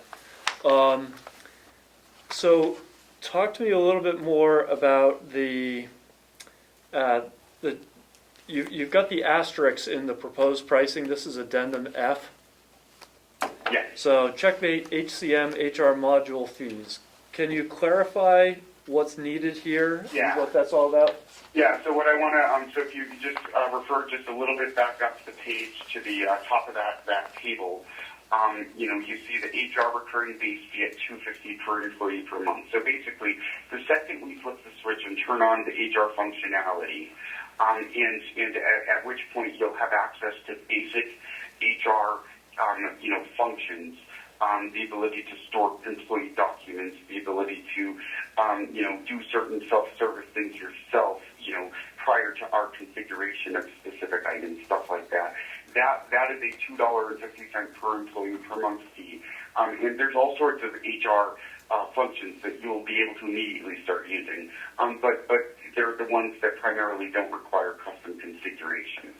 So then we have applicant tracking, employee onboarding, benefits administration, trainings and certifications, et cetera, some of which have additional per employee per month fees on them.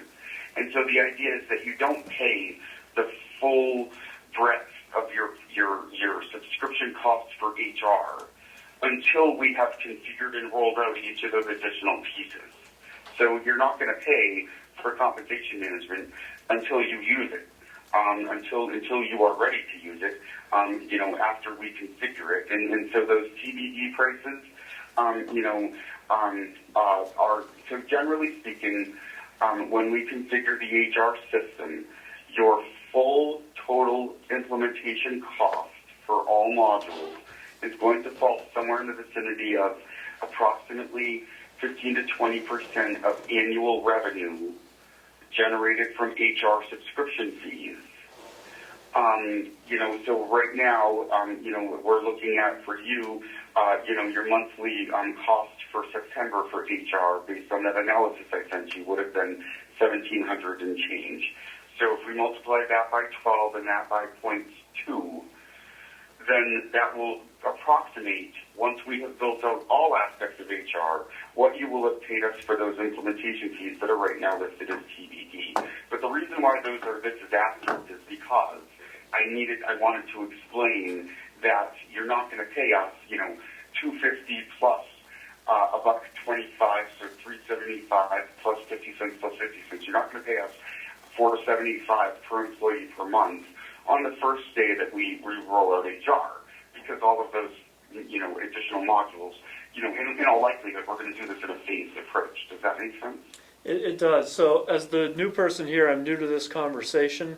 The HR modules, is this something we've already contracted with you to do? Is this a new product that you are rolling out and need to push to us? What's holding up this fee? Yeah, good question. So it's something that has been requested of us by the county.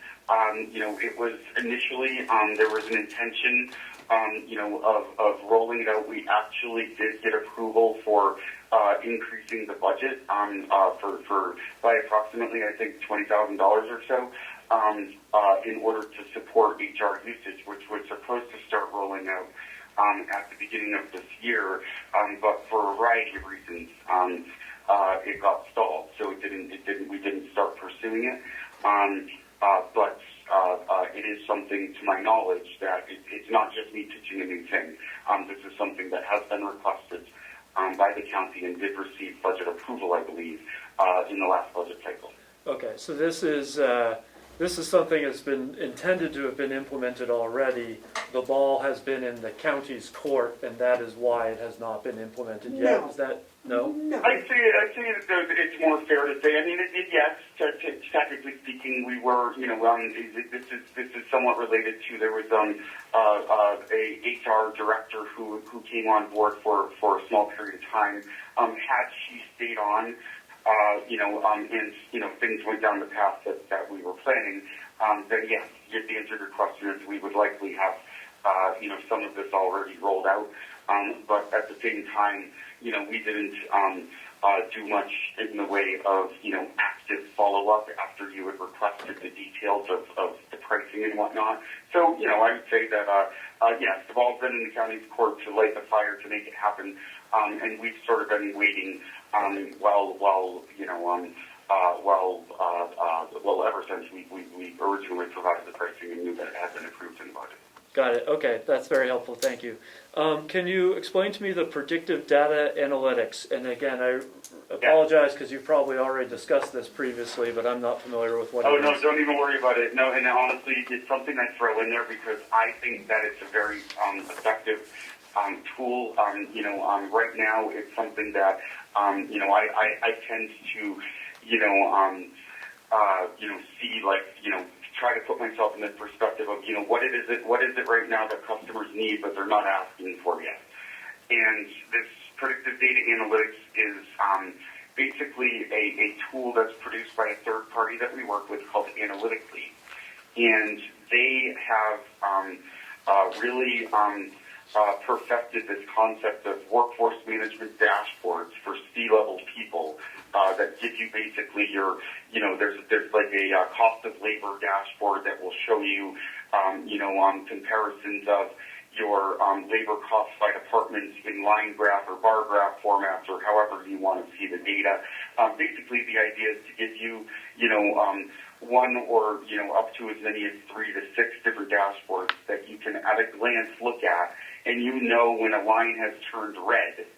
For instance, if your overtime cost exceeds a certain percentage of total gross payroll, then your line could turn red, and whenever anything on your screen is red, you need to pay attention to that. And as long as it's not, then you're in good shape. So the data analytics tool is a feature that is designed to allow executive level people to oversee in a world where you have so many numbers getting crunched on a regular basis in the payroll system, to actually visualize the data that is most important to you on cost of turnover, on what was the cost of payroll last week this year compared to last week last year, stuff like that. And Analytically will work directly hand in hand with you to customize the display of the data for each of your users that have the dashboard. So if that piques your interest, our next step is to schedule a demo with Analytically, because they're really the data experts. I can speak to what it does, but they're the ones that really, are in the trenches on it. Okay, so you've presented this as an option, something that we could purchase. It's not built into our contract, except that you're stating the pricing up front in case it's something we want to decide to do.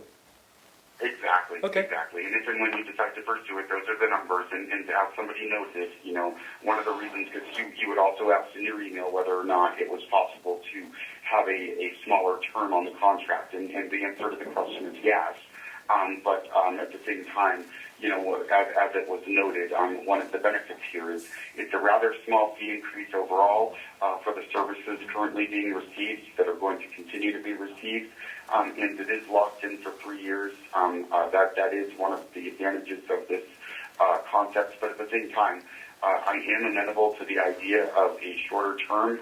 The other piece I just want to put out there, and then I'll put this back in your court so you can ask your questions, is that as we roll out the HR modules, the idea of a contract with a term, that might be longer than 12 months, seems to me to be a little bit more attractive as well, because, the more we are rolling out the HR function, for lack of a better way of putting it, the deeper down the rabbit hole we're going, and it's something that, we never do annual fee increases that are more than 3 or 5% anyway. So you don't really have a huge amount to worry about there. And I can promise you that if we do a shorter term than 3 years, you will not start getting hit up with 10% annual fee increases or anything like that. But it might be worth consideration for the longer term, for the sake of locking in the rate.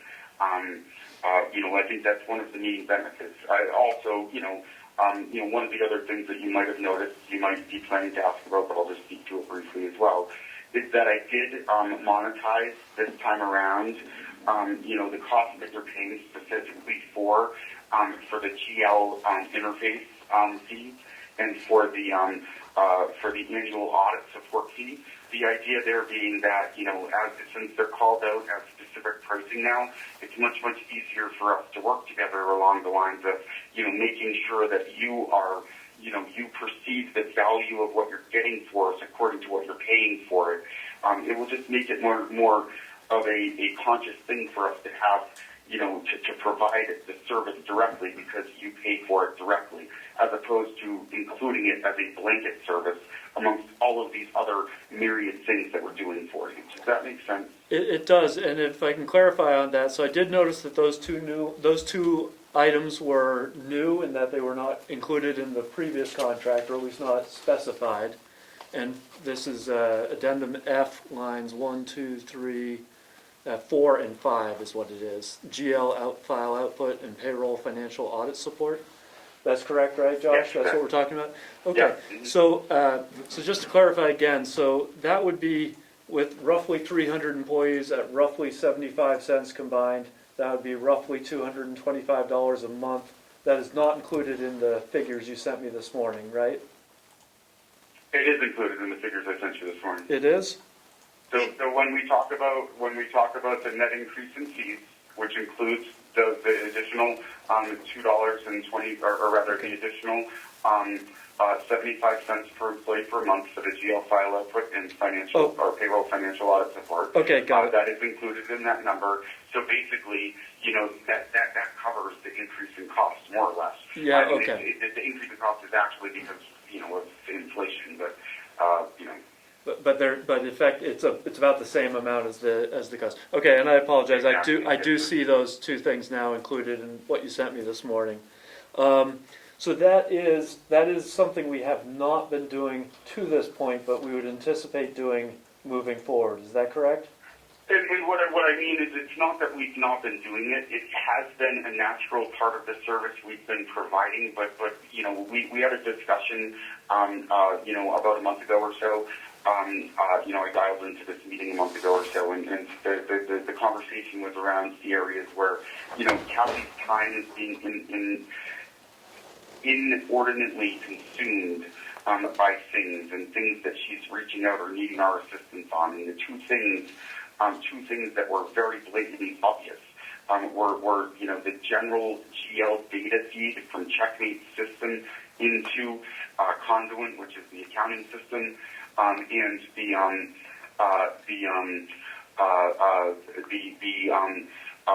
expectation that Checkmate is going to be there to work side by side with Kathy to make sure that she doesn't have future instances where anything is significantly delayed in support of the annual financial audit for the county. So I called them out specifically with their own pricing, just to make it that much more explicit for all people involved in this relationship, including my own team, that these are things that the customer pays for, and the response that we should be providing, when our support is needed on these items, needs to go hand in hand with how we otherwise support our customer. Yep. And I felt like there was a possibility that assumptions, things being assumed on my side or your side in regard to what the service should be and how it should be provided would get more clear. Yep. If there is actually a TUPM rate being paid for it. Yep. No, I got it. So I appreciate that. So it's more transparency, more specificity, and a better communication, avoiding a miscommunication down the road. So it clears things up because now you guys can see. Well, we're paying you, Checkmate, $3,000 a year, for this support, for this service. So we expect that you're going to do X, Y, and Z. It allows us to have a more transparent relationship. Got it. Okay. I want to clarify. So again, looking at addendum F, the second section, Checkmate HCM, where it says recurring usage fee, on what you sent me this morning, that is the same as the TLM-PPPM fee. Is that correct? So on addendum F, what we're talking about is the middle table. When we're talking about the TLM PEPM fee, we're talking about that middle table, which is Checkmate HCM time and labor management. Okay. All right. Okay, and that is included in my analysis, but I embedded it within the payroll fees. Got it. Because it's currently received services. Yep. Okay. I recognize that. Let's see. winding down on my questioning, but I do have a couple more. Accrual tracking, it's noted, it's mentioned in our existing contract. It's not mentioned, I don't believe, in your proposed contract. Yes, I'm sorry. Yep, nope, that is, yes. And that was an oversight. What I will do here is I'm actually inserting that into the table, the addendum F on my side, so I can send you a clean new copy. I believe in the existing contract that was included at a waived fee, as in it doesn't cost extra. Is that correct? I'm not certain on that point. Hold on, let me. Yes. Yes, you're correct. Yes, you're correct. Yes, it was waived. Yep. Okay, so what I can do is I'll just insert a line here to include it also as a waived thing in the new contract. So give me 1 second here.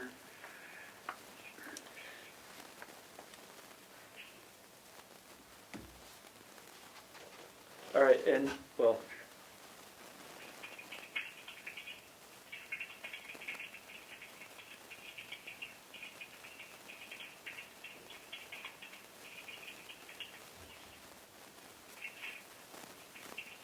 Okay. So I have now included it in the table as a waived fee, so that can carry over into the new contract. So. All right, and help me understand what this will help us with, because this has been a topic of discussion around here in the last couple of weeks. So, what will the accrual? Accrual tracking? Yep. Yeah, absolutely. So firstly,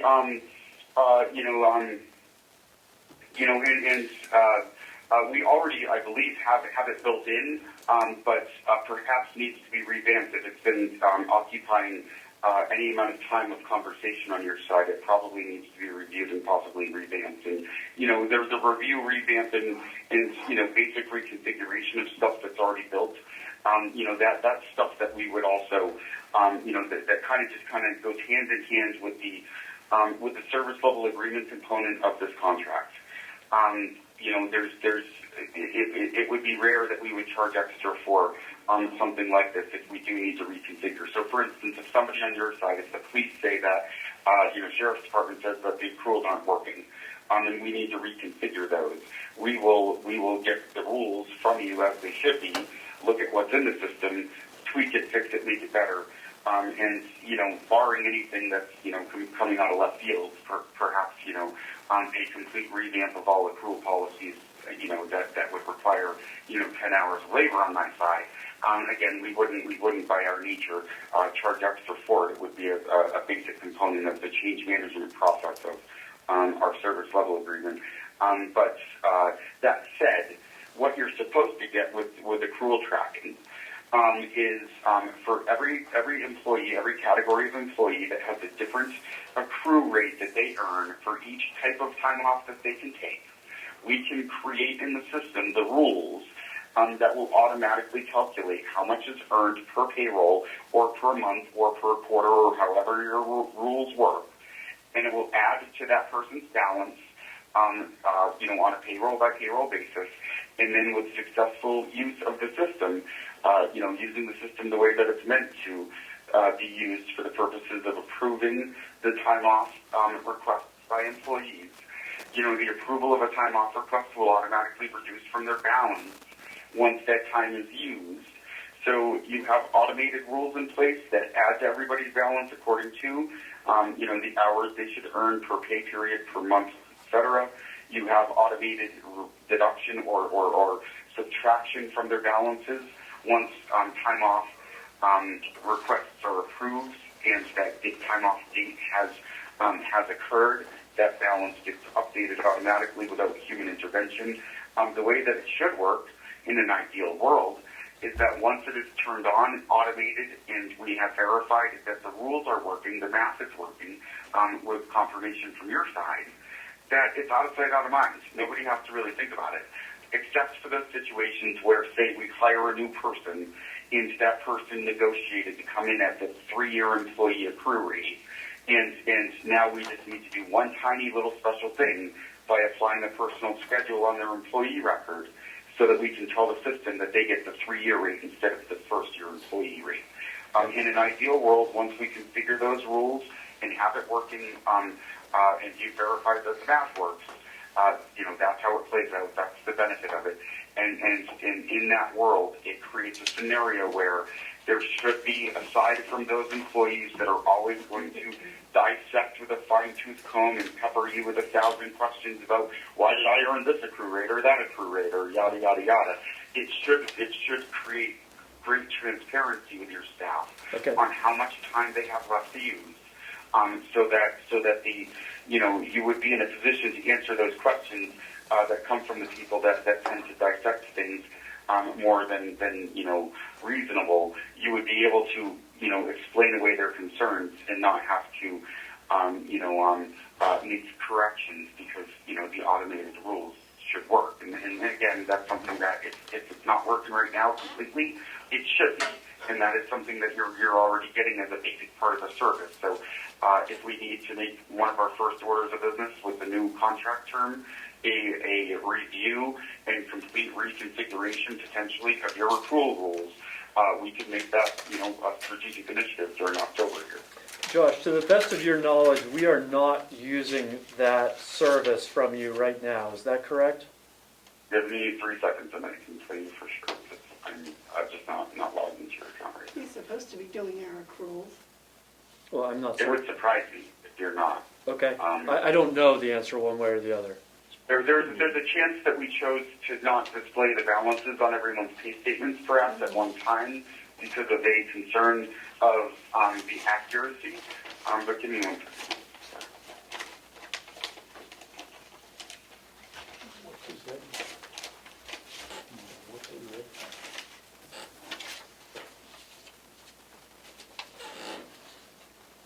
You can pass that on to Fred. Okay, so we have,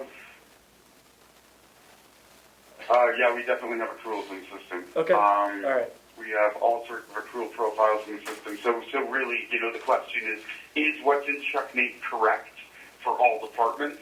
If the answer is no, then we should drill deeper. Okay, where do we need to make fixes? Okay, all right, that's fine. Thank you for bringing me up to speed on that. And I think my last question for you right now is just confirming that in our initial, our existing contract, there were certain one-time setup fees, and those are excluded, not listed. Those are not listed in the new contract because we've things are already done set up. They do not apply. Your implementation fees this time around, your configuration fees are 100% associated with the HR functionality that has never been configured yet. Okay, and that includes the open enrollment configuration, correct? That would Right. Okay. So yes.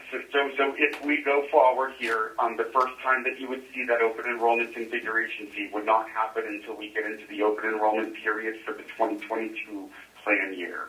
Okay. All right. And I made an assumption in the analysis that I sent you this morning. I assumed that, and for a municipality, this isn't the smartest assumption usually. I assumed that open enrollment would happen in the fall. So I included the annual fee there in my September pricing for you. But the open enrollment fee would happen in the month prior to the month when open enrollment starts for the next benefit plan year. And if I'm guessing, I assume you guys have a plan year that starts in the middle of the year? Like 7/1 or something? Our insurance, yes. Yeah, exactly. So for you, what you would be looking at is if we roll out benefits enrollment functionality this fall, you would pay us the annual open enrollment fee in June of next year for July open enrollment for the 2022 benefit plan year. Okay. All right, Josh, thank you. You've answered my questions for now, so thank you very much. Awesome. Great. All right. So on that note, what other questions are there? Okay, I have a couple of questions for you, Josh. First of all, we have salary employees, and you're tracking their accruals, but we have no way of knowing whether they're taking sick time or vacation time, etc. And we've often discussed having salary employees use the swipe card on the time cards or on their computers. Is that Yes. possible, and how will that affect your system?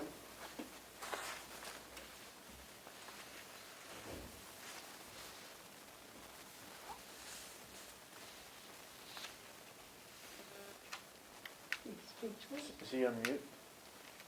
And why it isn't there now. I mean, as far as I know, every salary person currently has the capability of requesting time off, getting that time off approved, having the time sheets automatically updated. Even if you don't know that the salary people have time sheets, salary people do have time sheets, and the time off recorded in the system.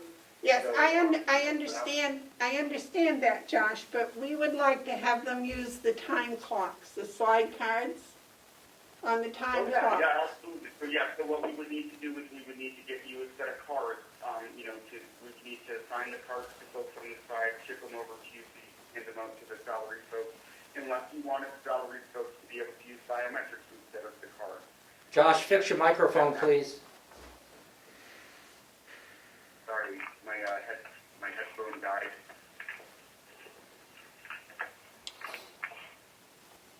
Sorry to interrupt. That's all right. Give me a minute. Okay, we can't hear you at all.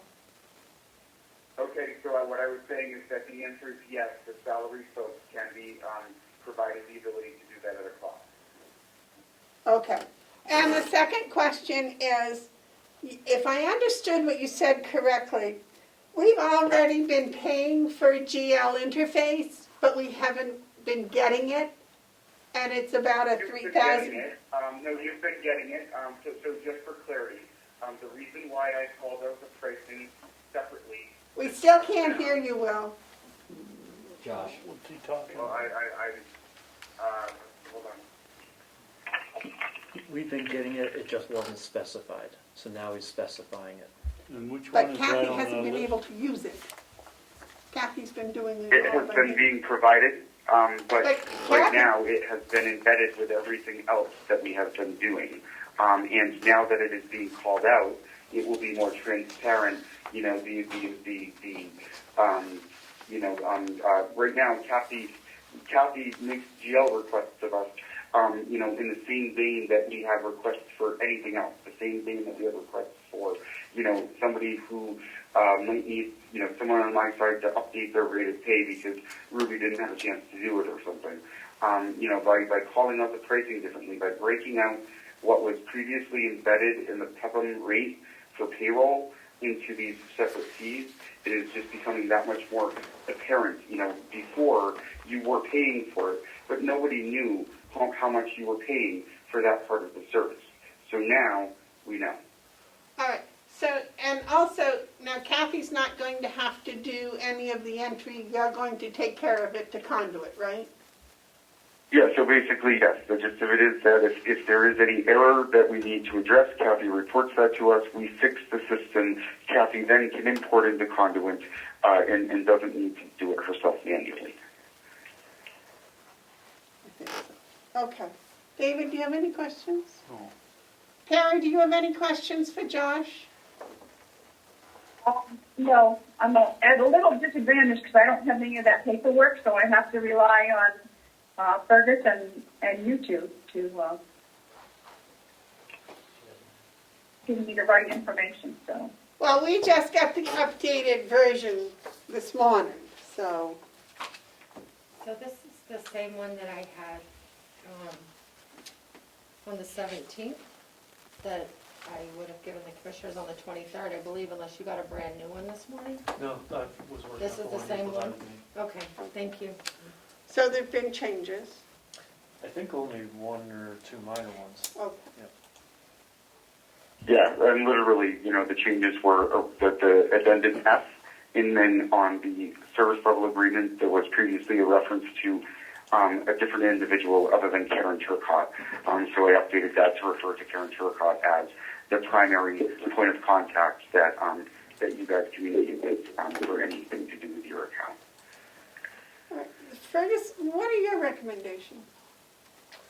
I think you should consider either a 1 year or a 3-year extension. The only reason to do less than 3 years, I think, would be to just buy the county and the commission and the new commission time to consider it without locking them in for more than the duration of their terms. Now, Josh, I don't, And if we're gonna do, so just one, sorry, to interrupt, go ahead. well, I was just going to say, I don't see anything in here that says that the whole thing's null and void if we don't get the funding from the delegation. I'm sorry, say what? Well, this contract is all contingent on funding from the delegation. Yes, of course. I didn't see that in writing in there anywhere. Well, I mean, the signing of the contract would be the I don't think he commitment. understands. No, see, And the commissioners get elected every 2 to 4 years, that's fine. Their signature would seal the contract, but we then have to go to the delegation to get funding. You know, we did it with the HR piece, we went to the delegation, they gave us funding for it for this year. Yes, But each year, we have to go to the delegation for funding. And they change every 2 years, so they're not really bound to fund all of us forever. Sometimes they get very Gotcha. upset with the commissioners and they don't fund certain things. So gotcha, I'm thinking. gotcha. Okay, so yeah, no, that's an interesting point. Josh, So, Josh, if I may, I think that's covered under your termination clause, which gives you a 30-day out, right, for a yeah, material yeah, you're breach. right. Yeah, So, you're right. like, if the county didn't vote to fund it, that would be a material breach, and that would Right. that would end the contract. That's my reading of it. Exactly. Okay. Yeah. And we yeah, can that's still exactly. get out of it in Fine. 30 days, right? I just wanted to make sure that that was out in the open and transparent, and you were aware of that. Yeah, no, and thank you for bringing it up, because it's certainly, that's why we talk about these things, in essence, so that we don't have to discuss them, down the road, so that it's all clear as day. But yes, and I certainly understand that there is inherent risk here, given the political nature of, how that works, that could happen. And if that did happen, then, what I would tell you is that we would, we would have to, in all likelihood, what we would do is I would come up with some way of reforming a new agreement that would still put you in a position where, at least for the period of time when we need to, continue to make a promise to make sure people get paid on time, that happens while you guys make adjustments on your side. It's just not reasonable for 30 days for you to be in a position to be able to absorb all of this stuff that we're doing for you. But I just want you to know that, if we ended up having to, because of this,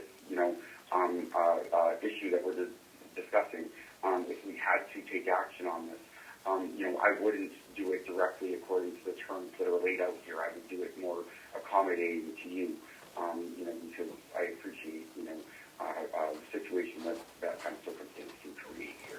Thank you very much, Josh. Commissioner Hey, no Babson, worries, no worries. Commissioner Babson has a question. no, I would be a lot more comfortable. We have that 30-day out in it, but I'd be much more comfortable if we had just a one-liner that says if the delegation doesn't approve this appropriation, the contract is void. Madam Chair. Yes, sir. So here's what I want to suggest, okay? Because so that would certainly be, a term that I could put in there for my favor, and that would put me in a position, or checkmate in a position that is healthy for checkmate. My concern there being, again, if I write something, and I actually, you know what, honestly, maybe it is to everyone's advantage to put that language in there, because, if you have a contract that spells out that in the event that the delegation decides not to fund for this specific, for the fees that are listed according to the services detailed in this contract, that the contract is null and void. I mean, that's certainly some ammo for you to work with the delegation on. So, I suppose for that purpose, I have no objection. If you'd like me to put in one sentence there, saying that in the event that the delegation fails to fund, or explicitly does not fund this program, then this contract is null and void. All right, thank you for that. Did you have a comment? Madam Chair, Delegation Vice Clerk, Leno Avalon, is on Zoom, and he's asking in the chat if he can speak. Josh, you spoke with Lino Avalani before from the delegation. Would it be all right, could you speak with him today also? He's here on Zoom. He has. Yeah, sure. I I could speak with him. I've kind of tied up with some things until later in the afternoon. Well, but no, I can, he's on cover him. Zoom. He's on Zoom right now. He has a question for you. Oh, okay, go. Right Yeah, now. sure. Yeah, please. Can you set that up? Yes, he's also, just if you want to call on Leno. I'm here. Lino, go right ahead, Lino. Thank you, Josh, and thank you, Commissioners, for allowing me to speak. The government, for the delegation funding, needs to be explicit in that contract, especially if it's going to be a multi-year contract, just so there is continuity going forward. However, we can't find future delegations with the contract. Yeah, that was a one piece. Going through your contract, to me, it looks like it's very business-centric, more like a business payroll setup. Government entities are a little different, and I think you touched on this before. But that funding piece has to be in that contract because of 30 days. We wouldn't, the commissioners wouldn't violate the 30 days by not having funding. So I just want to be specific that it's a whole different section that needs to be added to that as an addendum. Yep. Is there any particular label you would suggest for that section? I would pull it out of one of your municipal ones that you do. I think it would be better worded than what I would come up with. I think. Sounds good. I will go. We'll first that up. Okay. Yeah, and I'm sure the new CFO, Fergus Cullen, can definitely help you with that language as well. He seems to be very well versed in in contracts and stuff like that. Mm-hmm. And I want to thank you for bringing these pieces out into the open and allowing the commissioners to see the more help that you can be to Kathy and the financial office to move forward with payroll and getting these things up and running. It was refreshing to hear today. Excellent. I'm glad that it went over well, so thank you for that. Yep, thank you, and thank you, everybody, for letting me speak. Thank you, Lena. Josh, I have one more question. The HR piece was already funded for this year. Are you going to start that or start rolling it in? Then you haven't so been basically, paid for right? my inclination, to your point, given that it was approved, yes, we're in a position now where we can start rolling out the HR functionality. It really means, I think at this point, I need to know who's going to be the champion on your side for rolling out that HR functionality, and we could set up a conference call maybe next week to start kicking it off. Well, we have an HR director, and I believe we'll have... Is that Leslie, or is that Chris. somebody else? No, it's Chris. It's new. And I'm sure that Okay. he and Fergus and he will get together and set up a time to have a conference call with you. Perfect. Yeah, because there is no reason for us to delay on that, to your point. We could start moving on it right away. Now, we haven't paid you anything for that yet, right? Nope. Okay.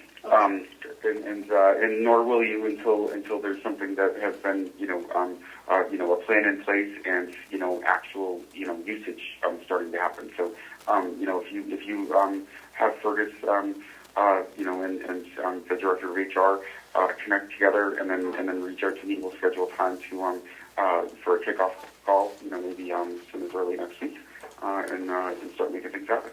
All right, very well. Very good. We want to put together this new contract with the changes and the updates that you put in today. And yep, I'm going to be able to get that over to you here. I'll have that over to you guys early this afternoon. It's literally, it's going to be about 5 minutes to work. okay, but we probably won't act on it until next Wednesday.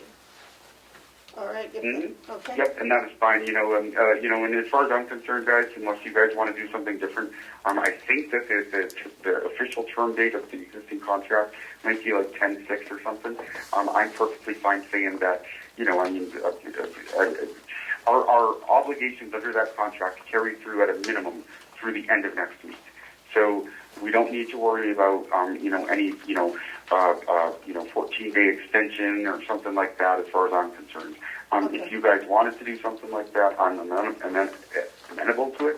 But for right now, if you want to go into, wait till you get to the revised contract from me in a little while, then discuss it in the county commission meeting next Wednesday. And if at that point we don't have, a consensus to sign that agreement, then what we could do is we could write up maybe a 14-day extension or a 30-day extension or something that basically just says that we're adhering to all of the terms that were previously agreed to through X date. So for now, I don't think we have to worry about it. But if for some reason next Wednesday comes around and you guys aren't ready to sign, then I just want to put this out there as something that we'll be able to take care of and make it a non-issue, so that everybody can feel comfortable about the fact that there is still a contract. I don't like the idea of not having an active enforced contract, when we're doing stuff like we're doing for you guys. Okay, all right, that sounds excellent, Josh. And I think if we can get copies of the revised one, get it out to the three commissioners, then any questions we have, we can give to Fergus and he can contact you to, so anything, any bumps will be all leveled out by next Wednesday. Excellent. All right. Well, thank you guys for giving me the opportunity. And if there's anything else, please, let me know. I think Fergus has one last. Josh, I did have Go one. ahead. I did have one clarification on the effective date of our existing contract. Yes. You had signed it on October 2. The commissioners had signed it on November 8. And No, sir, it's a good point. I did not make note of the later date. These things are always effective as of the latest date on the agreement. So you're right. We do have a window. So cool. Thank you for noticing that. He's pretty observant. Well, I think that's good for his role. So it's a good trade. All right, guys, I have to bounce off onto another call, so thank you so much, and do relay any questions. I'm happy to help. All right. And I hope everyone has a wonderful day. Okay. Thank you, Josh. Thank you. Very much, Josh. Onward, upward. Get that, do that. what? I said, I think we'll get that contract, we'll look at it. Any questions any of us have, we can give to Fergus and he can get answers. I'm going to tell you, Madam Chairman, I'm going to do something I've never done in 8 years here. I'm going to abstain. This, the jargon, the machine gun verbalization here, that I don't know enough about it. We hired this gentleman to run our finance department, and I'm going to abstain and hope that Fergus makes the right choice. Well, you have until next Wednesday to get any of your questions answered or any information you need from Fergus, so Okay. if you still feel that way next Wednesday, that's fine. And what Josh emailed me this morning, which you have not seen, is much more clear. It translates this table in Addendum F into monthly costs that you can annualize. And I think you'll have a greater level. We haven't gotten it yet. You haven't. You'll have, I think, a greater level of comfort after you've been able to see that. That's why I want to have a whole week to actually look and digest and. He talks like a machine gun. I just, and he talking about the lines here on Addendum F and doesn't tell you by the time I get through to find out which line he's talking about down the bottom, he's talking about one on the top, and I just can't keep up with it. And just to clarify, the whole package is roughly $90,000 a year for this service. So, before we get bogged down in what is 25 cents per employee per month, Yeah. that's what it totals over the course of the year. Does that include the HR piece It would, yes. in the 90,000? Yes. Really? Yep. Yeah, the way I've got it is the monthly payroll works out to about 65,000 a year. And the HR component, including the one-time fee, is gonna be roughly 24. Now, how do I know that? Because he sent me a different breakdown of it at my request, which you haven't seen yet, which you will see shortly. Okay, all right, Okay. because I thought the HR was 20, but that's Well, yes, 21 or so, plus then there's the one-time implementation fee of about 3,000. So again, I'll send that to you so you'll be able to review it. yes, sir. But it looks good and solid and honest to you? I think so, yes. Yeah, and, you know, his language, of course, expressed a lot of good faith. You know, look, if we don't have an agreement, we're gonna extend it. Look, if you're gonna have to Well, I back believe out we because of do have an funding, we're gonna work agreement with you. until the 1st of December, but that's... Well, yeah, it looks, I mean, the 3-year would be until early November, because you signed it When on you signed it. November 8th. So you've got at least a month to, if you needed that much time. I think, again, the key question for the commission to think about is whether you want to do 1 year or 3 years. And while he indicated that pricing would, of course, be subject to review if you did a 1 year and then you chose to extend it, he's not promising you that it's not going to go up from there.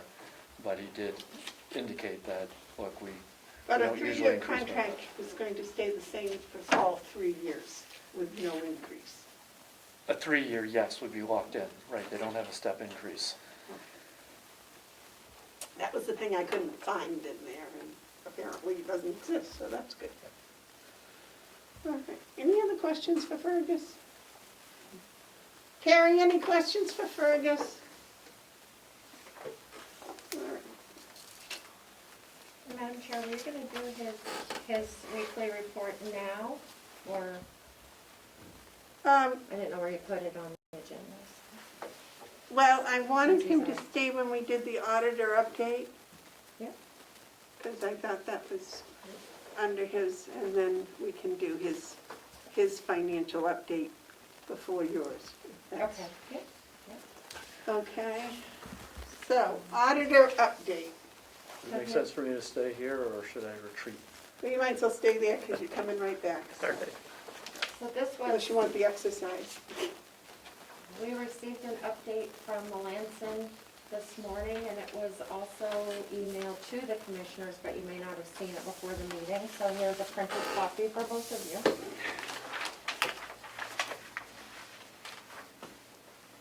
Thank you. Does Terry have a copy?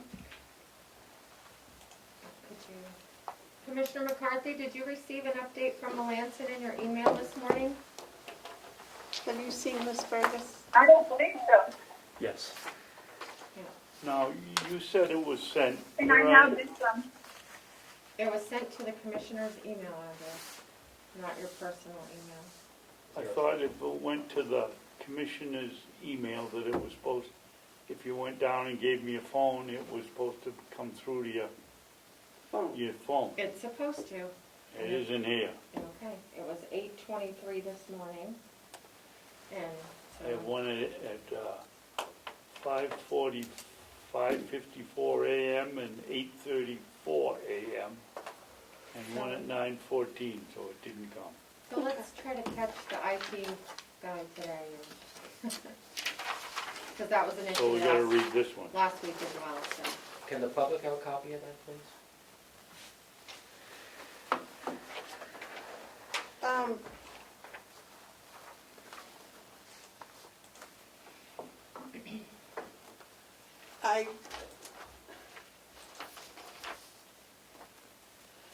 I am definitely against getting something given to us when we're here at the meeting to read and act on, because we have no idea. First of all, it takes time to read it. Secondly, you're making a knee-jerk reaction, or I am. I need to have time to digest something, ask follow-up questions or whatever before it's brought into the meeting. No,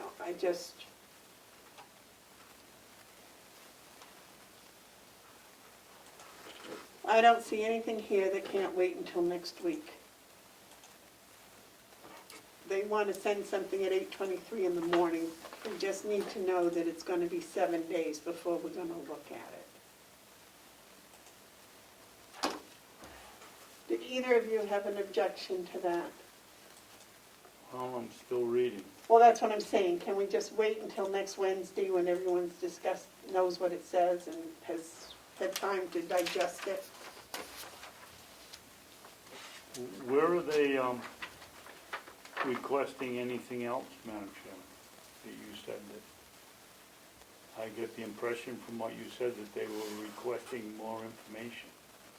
I don't see that. I don't know. I'm saying I can't get something handed to me and sit here, read it, and make some sort of something and bring it into the meeting. I'm not prepared. I haven't had any time to digest it. Well, I agree with you. I agree with you there wholeheartedly, but So I'm saying that's...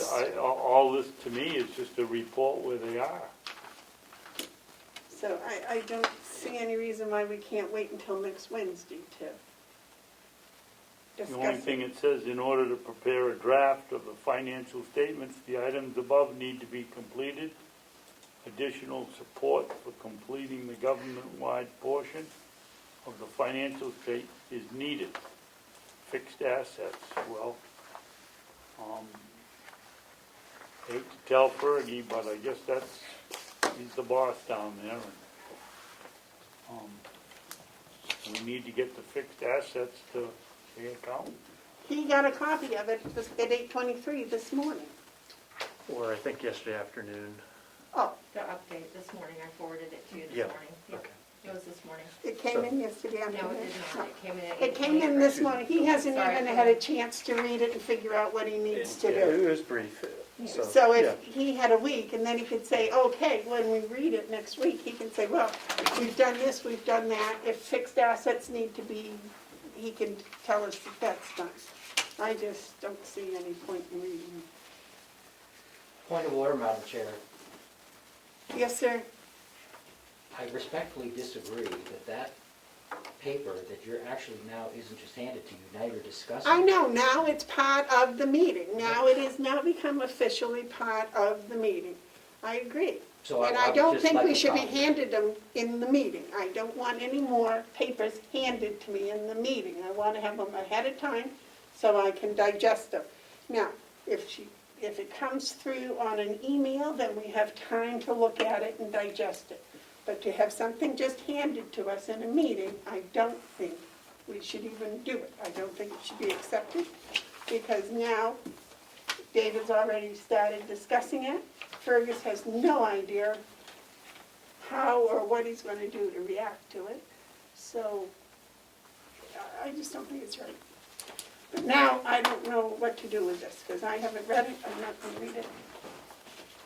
So if you have any more discussion, go ahead. Terry, have you seen it?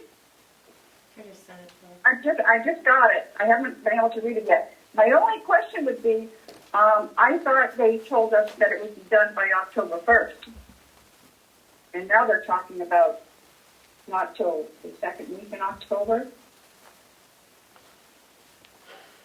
As I remember, on one of those things that we got, they said that they were working on it and it would probably be done by October 1st. But I haven't read it, so I don't know. Okay. I'd like to make a motion that no more new information will be given to us in a meeting until they can be sent to us prior to the meeting or after the meeting so we can have time to digest it. That's a motion. I need a second. Hold on here just a second.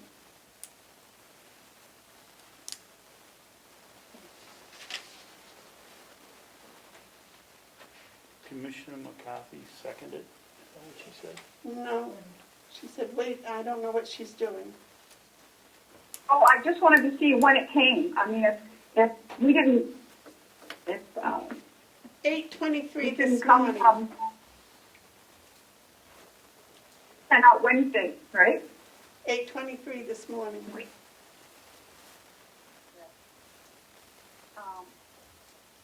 I would go along with that. If possible, if it's some kind of an emergency thing that we have to look at, then that's a different story. I would just like to amend that, you know. Unless emergency?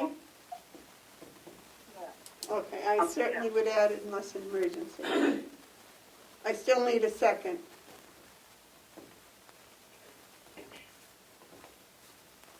Well, motion fails for lack of a second.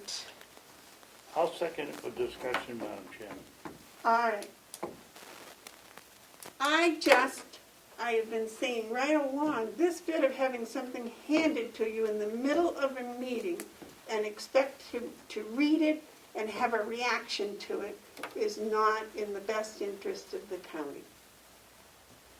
People need time to read it, to understand it, to ask any questions of people involved in it, and then you can have an intelligent discussion about it. That's why I don't think we should just be handed stuff in a meeting, absolutely cold, unless, as Terry said, it's an emergency. Yes, Dave? I don't want to get in an argument over what's an emergency. I agree with you 100%. I just don't think we need a motion. We just make it a hard, fast rule around here. We're not going to work on anything that we get the day of the meeting or at midnight the day before. I mean, it's crazy. You're absolutely right, but I don't want to get into the discussion down the road where we should have discussed it because it was an emergency. Emergency to you might not be an emergency to me.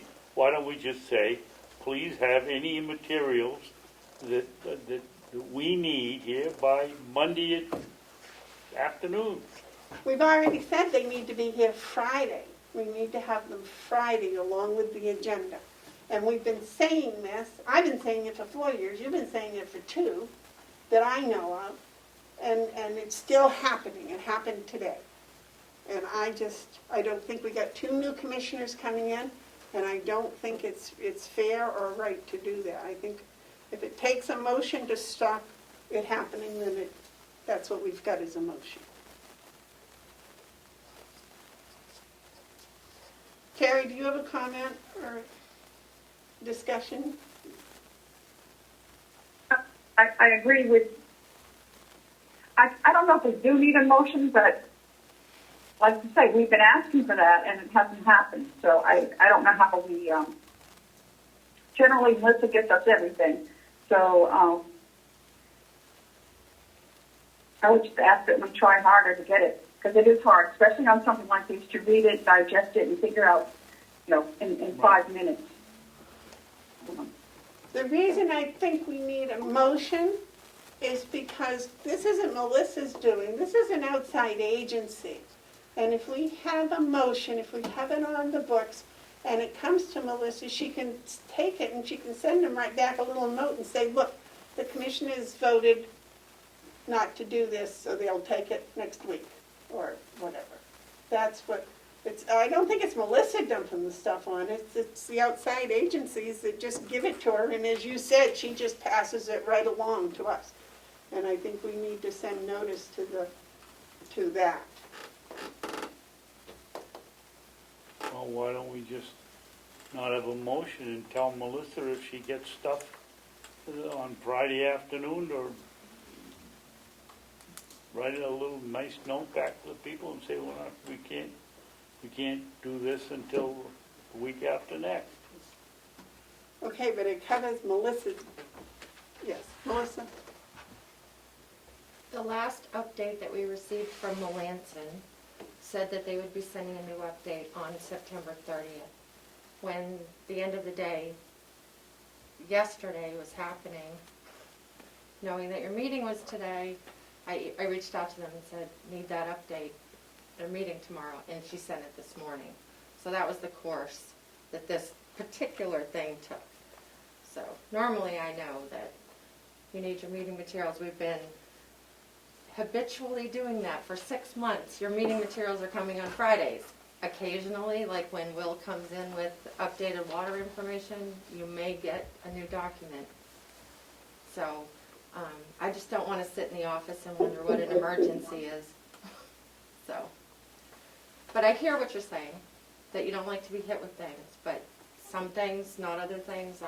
Maybe we could have a conversation off camera, so you can help me with Anything. that. David's right.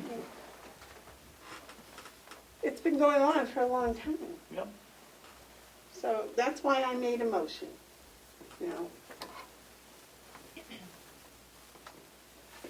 It's up to you two. If you want to vote on the motion, we'll vote on the motion. If not, I'll withdraw it. Well, I have to draw my second first. Well, but I'm just saying, do you want to vote on the motion or not? I prefer not to. Harry?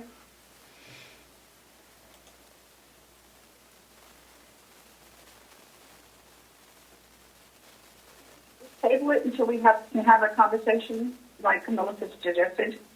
Is that possible?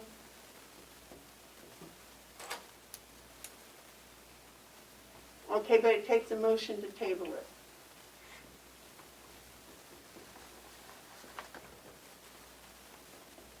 I'll make a motion to table it. You want a second motion to table it? No. You can. All right, I'll table, I'll make a second to table it, and maybe we can do some more investigation as to what emergency is. How's that? Okay. All right. All those in favor of No, tabling it? it's gotta be, I'll do a roll call, Madam Chair. Commissioner McCarthy? Is that what you were going to say? I was gonna say we have to have a roll call. Right, Okay. go ahead. Sorry to interrupt. Commissioner McCarthy? Yes.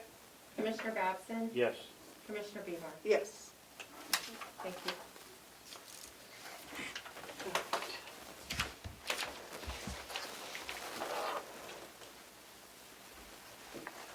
Now,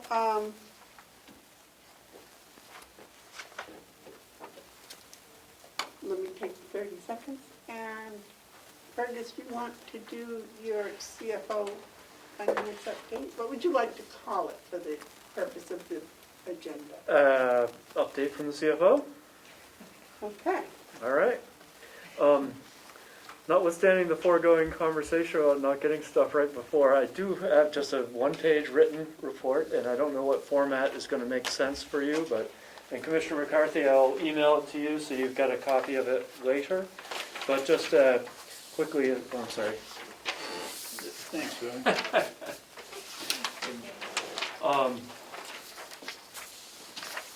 So I just think it's a good practice for us, especially as we're getting to know each other and getting things on track, for me to give you a report each week about what we've done and what we're planning to do in the coming week. And then the following week I'll say, here's what I told you we were planning to do this week, here's what we actually did, and here's what we're planning to do this coming week.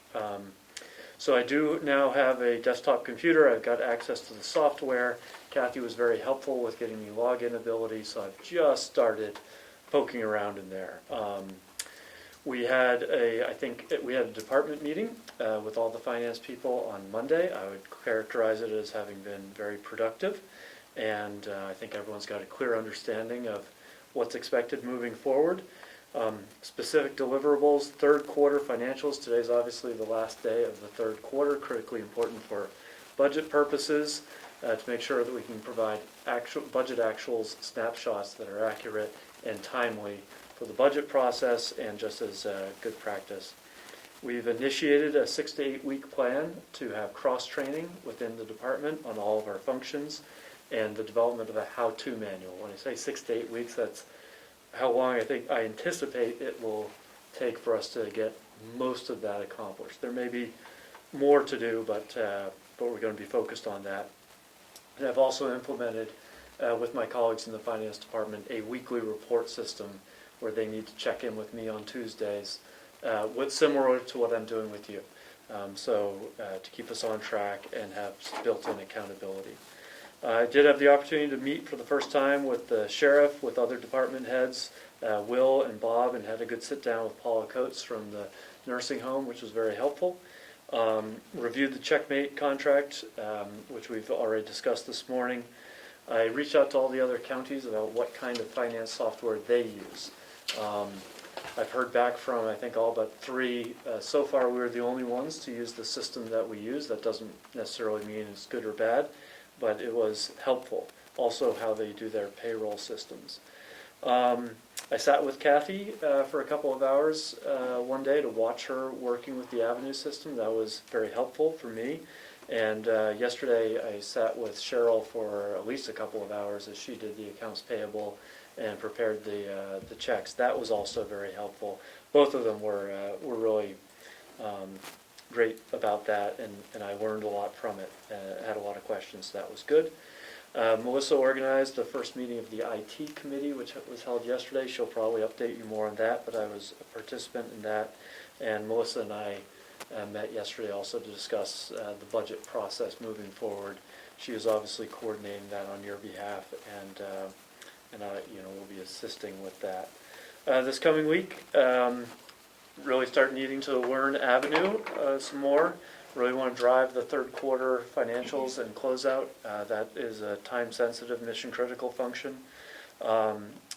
Melissa, again, she'll be addressing this, but based on our IT meeting yesterday, I'll be assisting her with development of a draft of an RFP, perhaps.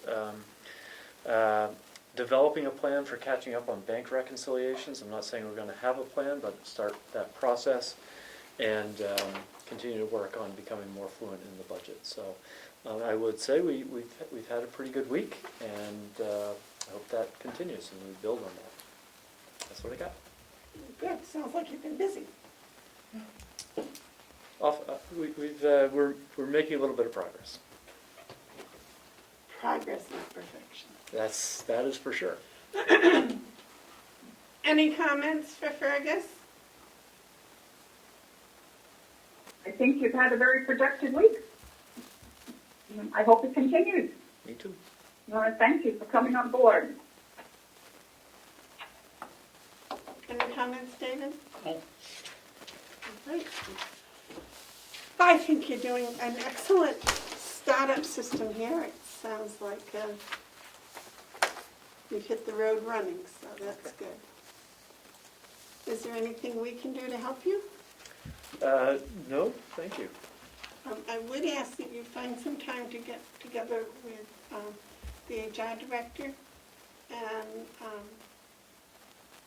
tell him that we're going to start the HR piece with Josh, and you guys do whatever you need to do to get ready to meet with Josh.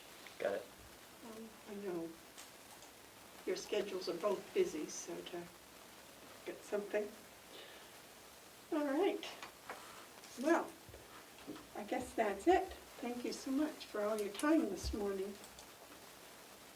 Let's see. That brings us up to the executive coordinator report. Melissa? I would like to start off the report, if I might, with a very important thing, and that I believe is the resolution for the audit. Auditor, sorry. Okay. With the delegation meeting on October 19th, would like to get this to their meeting so we can shore up the contract with Batchelder and Associates. Is that similar to the I didn't think we gave them a resolution. I thought we gave them a request for permission or... So I believe when you were cleaning out the office up here, you had handed me the last one of these and I just updated it. But it said resolution? It did, yeah. Okay. And then I did look at the delegation minutes and they did it as a resolution as well. I don't know why. Okay. It's just something that's been, I think Done this the way? first one was probably a request. okay. That was, when did we ask them for the request? We started following the new law.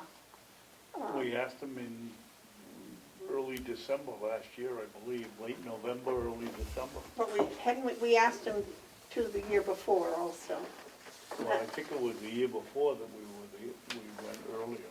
and it was a request, right? Yes. It wasn't a I resolution. don't think it was a resolution. So you might check the year before and see what that looked like. Sure. think this, I don't know what difference does it make. this you have in front of you, I think will serve the purpose. It's asking just, I just wanted clarification that you're only asking for 1 year. Yes, and that was, we went through that. Okay. Carrie, you got yours several days ago, right? The Yes, resolution? I have it. Yeah, all right. David, you have any comment? You want to make a motion? I'll make a motion that we approve the resolution requesting permission from the delegation to engage bachelor associates somewhere in Vermont to do a 2020 audit. Or is there a main office in Second. Keene? I don't know. I have them listed as in Keene, but That's where she was the day she talked to us, but I think her, in fact, I know her address in the response was Vermont, Vermont, yeah. okay, Montpelier, I think. okay. The motion's been made and seconded to submit a resolution to the delegation asking to approve the engagement of bachelor associates. That's not exactly what you said, but, Do we have the price in there? The price was in their motion, if I might, well, we said we'd hire them. yeah, I mean, that way the delegation knows the cost when they hear your message. Yeah, that's a it's good not in idea. the, At a price not, higher bachelorette, at a price not to exceed whatever we said. I'll have to find it. Sorry for interrupting.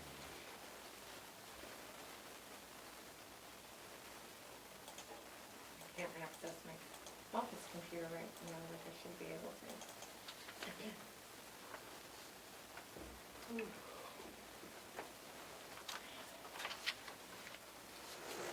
I don't want to guess.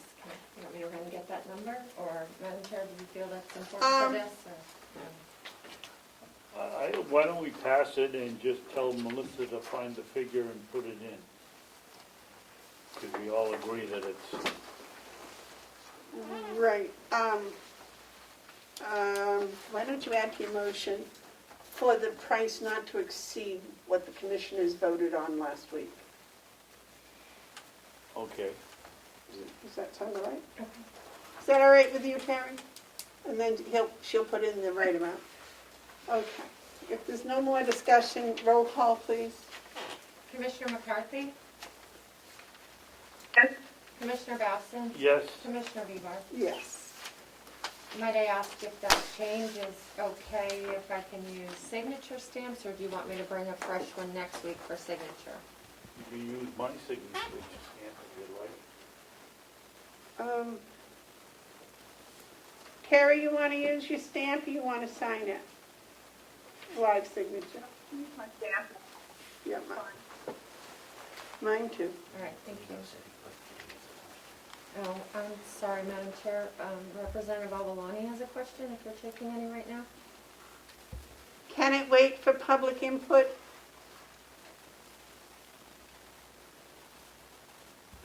You didn't say his name, so I don't know if you know what you're talking about. Lena, can it wait for public input?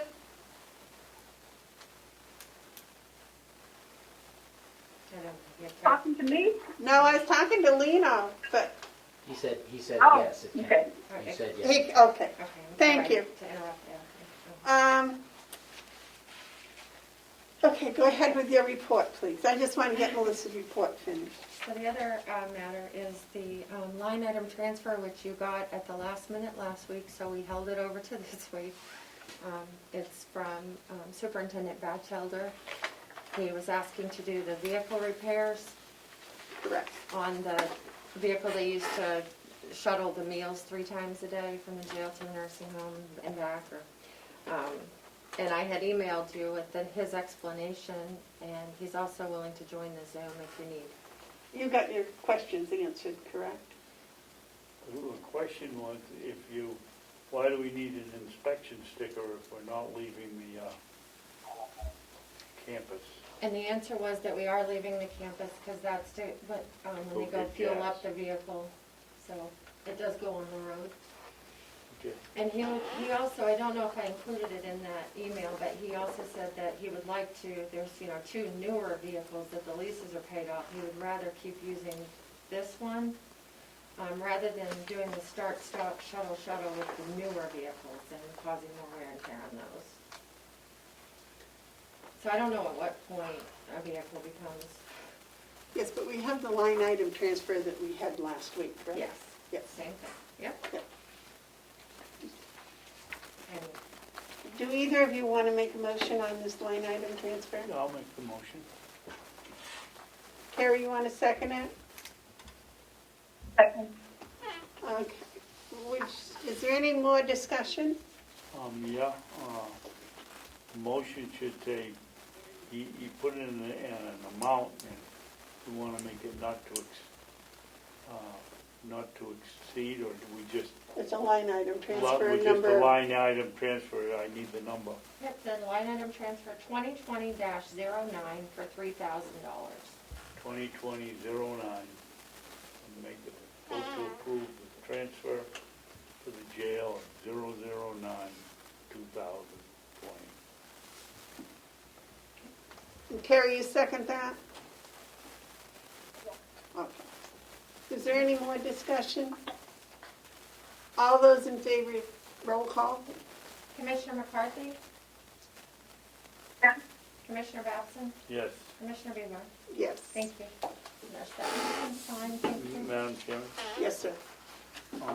I'd like to suggest that the repairs that we have, Will and Mark do the repairs that they can do here, if they can do any, rather than take it out. This isn't an issue of safety. If the hamburgers hit the wall in the truck, it probably tastes better anyway, so. Let's have them do as much work as they can and then go to someplace to finish it and get the sticker. Well, that would be fine, but if they're going down to the gas station and they have an accident because of Oh, yeah. repairs, you're I'm not right. You're sure right. that that's, You're right. I'm sorry to, I know I'm all in favor of saving as much money as possible. Carrie, can we use your stamp on this one? Yes. Yes. Okay, thank you. And I would like to thank everybody for following the procedures of having the department head make out the line item transfer and having the finance department back up the figures. That was excellent. So the executive committee will be meeting prior to the October 19th delegation meeting, and so far they have 1 transfer to consider. But we do have obviously 2 more weeks for the commissioners to review. So I'll probably just put out an email to the department heads reminding them that there's a delegation meeting, executive committee coming up, and have them look at that. That is line item number 9 for the year, isn't it? Yes, yeah. I think, commissioners, that we have done an excellent job with the budget. This is only the 9th line item transfer for the year. Yeah, but from now till January is when it gets tight. I know, but last year at this time, I think we had 30. Go ahead, Melissa, we're still on yours. Yep, so the third item was just a reminder that the deadline regarding the Mr. Wood MOU is today. And I did a message with Wendy Scribner yesterday, and she hadn't, as of yesterday, heard anything from him. So just want to keep that on here, and perhaps something that we should maybe schedule a non-public for next week to see where after, the close of business today, obviously, to see if I agree, he but meets the deadline. should we also ask Wendy to attend that meeting, a non-public next Wednesday, as to how to deal with this MOU? To me, there's nothing to dispute. He sat right over there in that chair and said he'd bring us the second load of wood, and we haven't seen it. We've called him and called him and called him. My next step would be to file a, you call it over at the court? Well, Small that- claim? Yeah. Small claims. Well, that's why I'm thinking that we should have non-public tomorrow to do all I of mean, it, next week. next week to do all that. And we should probably have Wendy there in case she has any added information. I don't know, why is it non-public? I mean, we've discussed the fact that he hasn't kept up his end of the bargain, and Oh. Probably pending litigation, maybe, or, I don't, Yeah. maybe, I don't know.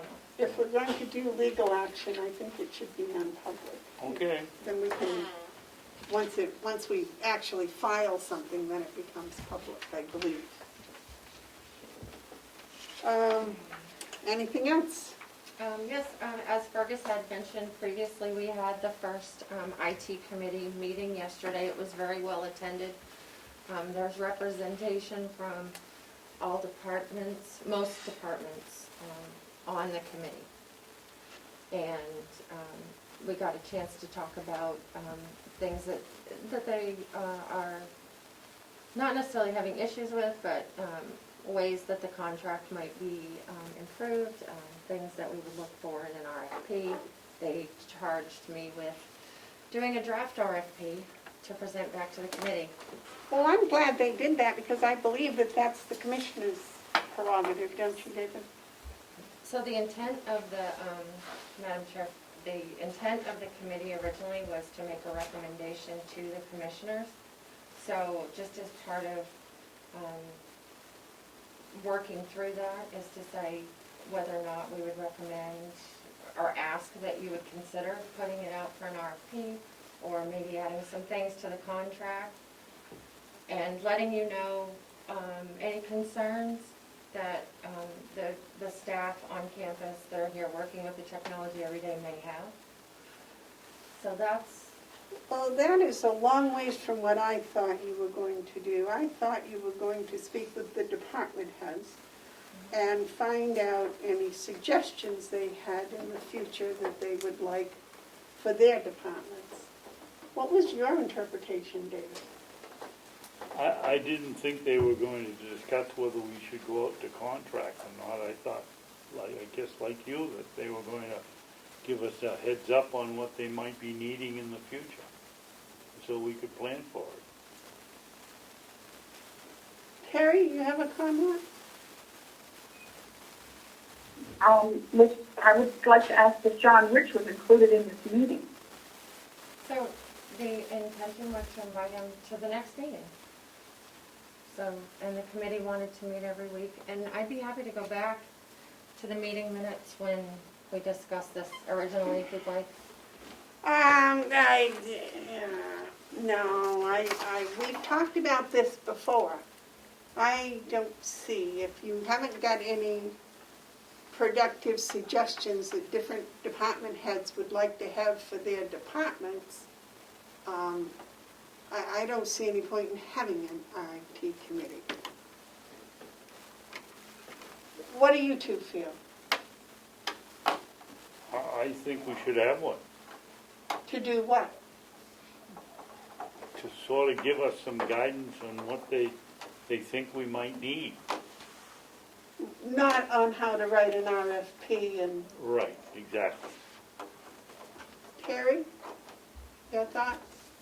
That was my impression, that it was going to be a tool for the department heads to let us know what they were looking for in the future during the budget season for whatever IT needs they're going to need in their department.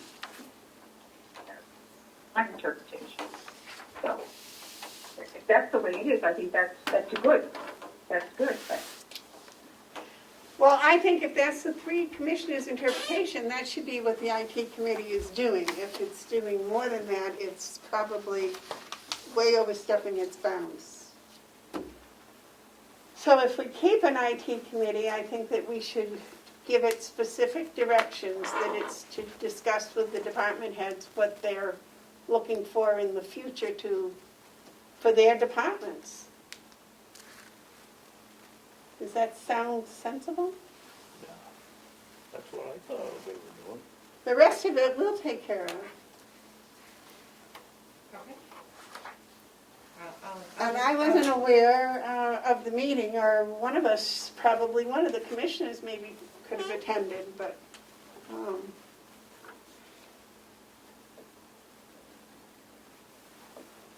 okay, so that sounds good that the three of us seem to agree on that. Yes, David? Melissa said something about most departments were present or had a representative there. Which departments didn't? The farm, The farm, oh, sorry, DPW. DPW. And they need to be there because they're doing they're doing the water computer thing, Yep, and should have been here. didn't he say something about an iPad or something he needed? That's the one with He's been waiting the for the- water layout. He's with been the waiting for the pipes on. contractor to provide a tablet so he can institute that new program.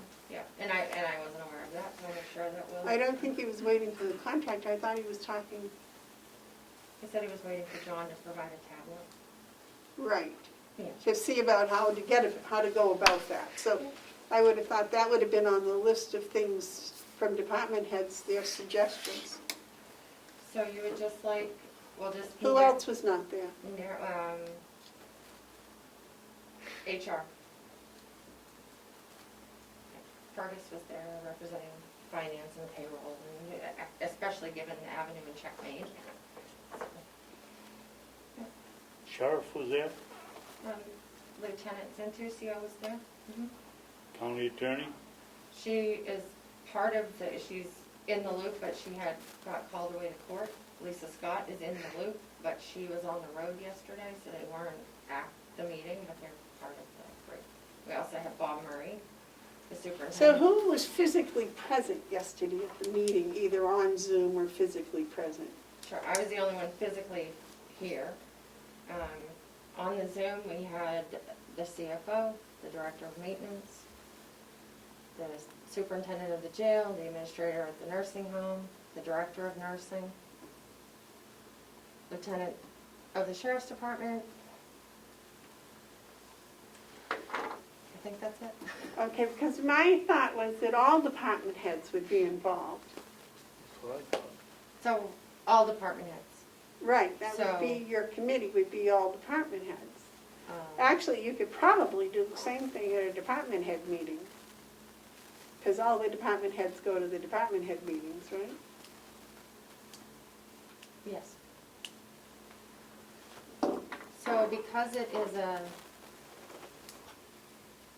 do you just want to know their hardware and software needs for the upcoming budget year, or on a capital improvement basis, a long-range plan? Is that all you want, is just the equipment and the software? Or would the commissioners like me to put together a report of the concerns and the challenges and the considerations? No, I don't think the concerns and the challenges are their responsibility to figure out what to do with them. You know, if Pat over at the jail needs more cameras and it needs a computer system to upgrade or whatever, he would go and find out how to do that and then The budget. put it in the budget. But he would maybe share, because maybe the nursing home would like some better cameras or something, and the sheriff's department, or maybe Bob would like some out here, and maybe the four together would come up with enough so that we could get a better deal on more, whatever. Does that make sense? Yeah. Okay. That's what I thought the IT committee was about, was, So just the equipment and the hardware and the software, and then as far as, so the contract expires on March 31st of next year. So at some point as we're going through the budget process, the commissioners are going to decide whether to renew or just put it out for an RFP. what to do with the contract, yeah. Yeah. Like so we do with all contracts, So it for was- all the services. It was first awarded in 2012, and it hasn't gone out to bid since then. So you'll need a copy of the current contract probably to consider during the budget. Would you like any We- additional information? No, anything that? that we need for that, we get on a regular basis, I think, or we have in the past. It's been, the the contractor, the service they've been providing has been everything we've asked and beyond. So I don't see. But questions come up and they do a budget and they present the budget to the commissioners. So, The contractor, okay. but he presents a whole budget for this, not just for the contract, he presents a budget for the IT department that includes software and hardware for different departments. Yes? Okay, moving on. Tomorrow's a department head meeting. Would one of the commissioners like to join us tomorrow? You want to, Well, I went 2 weeks ago, was the department head 2 weeks ago? or whatever it was, I went to the last A month ago. Month ago. Terry, do you want to one. No, go? it wasn't 2 months ago, A month ago. because I came in at 1:15 and it was almost over. Terry? Okay, you're still probably, He's muted. yeah, you're muted, Terry. What time is it, the meeting? 1 o'clock? The other problem is I have an appointment at 1 o'clock tomorrow. I forgot it was a department head meeting. I can probably change that. I can change that. Rather than you drive all the way down here, I can change my meeting. I'll be here at 1. And there will be a Zoom option if she Yeah, wants. yeah, that's my problem. I can't drive down there, so. Yeah, that's all right. I'll run up. I can do that at 1. I'll just change my meeting. It's only about a half an hour, right?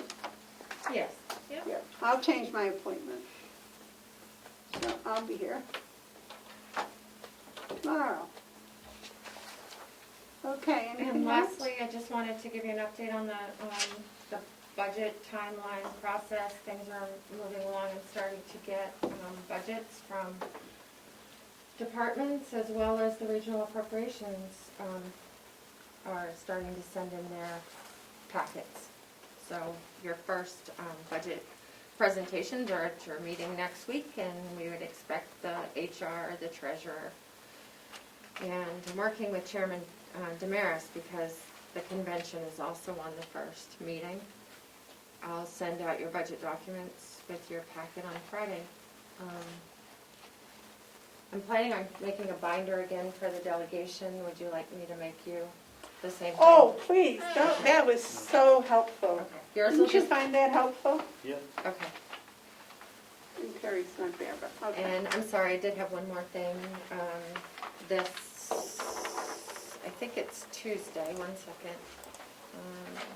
I would like the commissioners to approve an expenditure of $40 out of the education and conference line so that I can attend virtually a right to know law workshop put on by the New Hampshire Municipal Association. Is it gonna be a Zoom? Yeah, yeah, some online format, I don't exactly know, Okay. but yes. When is it? It's next Tuesday from 1:30 to 3:30. Just want to take a refresher. I don't know if you need to vote on that. I was gonna say, I think that needs a motion. It's like an acceptance. I don't know where Terry went. I want you to step away from the camera. You wanna make the motion, you want me to, I wrote it down. Make a motion to give her $40. Right to know. Next Tuesday. Isn't it in the budget under education and conferences? Working for us? I mean, there is, but I usually, when I want to spend part of the budget, I come and ask you whether I want pencils or a class or anything. So, Well, I don't think we need a motion, just, Yeah. yes, you have Just do permission it? to go. okay. Yeah, As your department head, we say yes. All right, thank you. And I have I know you approved and signed off on checks last week, but you didn't have the manifest printout. Oh, I didn't sign that. So I have the manifest printout for you this week from last week for you to sign off on. Who signed, did I sign checks last week? Joe Costello signed the manifest today. We just, No, who signed checks last Oh. week? Commissioner Babson? I think it was me and you. Yeah, I think it was. Me and you? Yeah. Yeah. Okay. I came in on Friday, Thursday and did it. All right. So I know it's not usual to get the manifest after the fact, but I know you signed off on the individual checks already. I just, Yeah, but I'm not sure all these checks were, I don't have a way to check all these checks. so it might be best to check with finance before you sign off on anything, in my opinion. Because we normally, as we sign the check, we check off here, but I can't remember that all of these checks were actually there. Okay, So I don't know how to do that. we better find out before we sign them. And then once it's signed, it gets put up on the website every week, so that's my interest in having it signed, but for the record as well, so. That's it. I don't know how to see what the checks were we signed last week. Oh, there's copies of them. There's copies of all the checks, right? Yeah. So we'll have to get out and check all the copies of all the Okay. checks. Thank you. That's all I have today, thanks. Okay. Do you have any questions for me? No, do you have any questions for Melissa? Nope. Commissioner comments, any commissioner comments, David? Yes. Yes. I had down here the wood thing, but we took care of that. I finally got, the right company and the right number and called Carbonite. That was the company that wanted to take our credit card and dip in. And I told the young lady that there's no way that was gonna happen, that we're not gonna give you a credit card number and you dip in. She, I talked to, what's her name, Denise? Yes. Or Joe, I can't remember which one. This is for But, Hales. yep, and what they've been doing is, she has been, she or Goldfinger, would put it on their credit card, and we'd reimburse them, because Carbonite, we need their service, but they won't bend. So, we either have to go somewhere else, which will be a hassle. The check is something like $59 or $80, it's not very. I think that we ought to make an exception and let them pay it, and we reimburse them. Well, if I may point out, it's for Hales, so I Right. don't think it comes under the policy that the commissioners have for the county employees. It's Hales, it's a separate entity, so I think we could make the exception without rocking the county boat, so to speak. Okay, I mean, I think we're splitting hairs when we go there, the question is, will we reimburse her or we'll go somewhere else? I think we're well within our jurisdiction to tell her to pay it and we'll reimburse. What do you think, Terry? You're muted. You're muted. Okay, can you hear me now? Yeah? Yeah, I don't think we have a choice at the moment. Isn't the contract up very soon? yes. The deadline? Yeah. Until Deadline, you I do that, think, and we Terry, have options. oh, excuse me for Or, interrupting. David, what did you say? The deadline is the second or third week of October.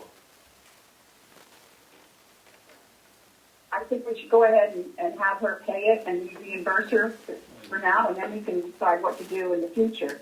The possibility of getting Hales a credit card, I don't know if we want to do that. We see the things, and I don't know if we want to do that or look for someone else. So that gives us time to do it.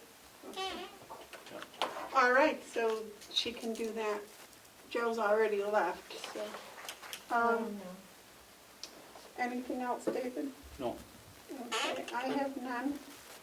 All right, are there any media questions? Yes, there are. Yes, sir. I have several. Okay. Ed Comeau, GovernmentOversite.com. I would suggest that you should create public meeting packets, that you agree to discuss all those within that meeting packet. Other towns already do this, so the public who are watching can know what you're looking at, what's in front of you. That way you don't get any surprises, because all that meeting packet should have already went out to you already, which should have included that email, so you should have been prepared to be able to discuss it today. Number two, it kind of disturbs me again, this is the second week, maybe even the third week, that I heard that your email system is not working, or I'm hearing that you're not getting communications. That has got to be fixed. You have an IT person that's on contract, and you should be able to fix that easily. Number three, what is the 2019 audit timeline? Do we have any idea when this audit that was supposed to be done many months ago will be done? Is there any timeline that we're going to be able to discuss maybe next week?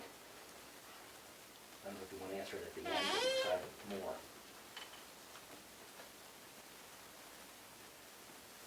About transparency.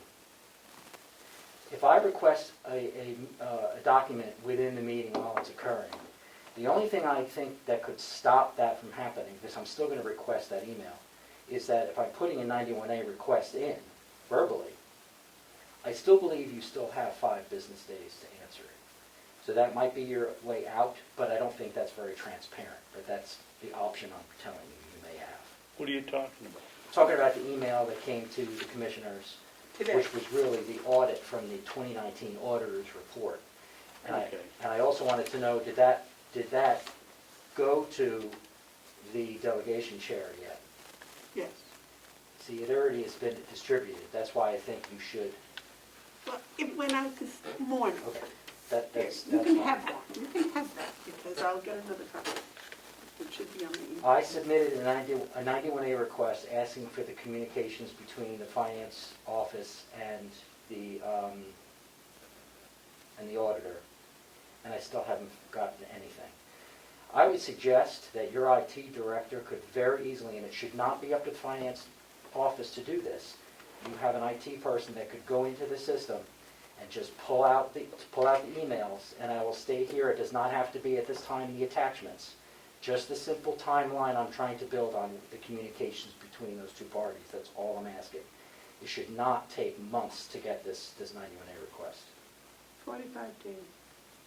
It's been 60. It's been 62. way over. Just the fact you have a IT contractor, you should be able to do this quickly, and it shouldn't be a big deal. My final, no, I have 2 more. You wanted an option for the carbonite. I believe this county uses Barracuda. Yes, we do. So that would be another contractor, because if you're paying them the way your policy states, Barracuda obviously is being paid that way, so that could be an option out.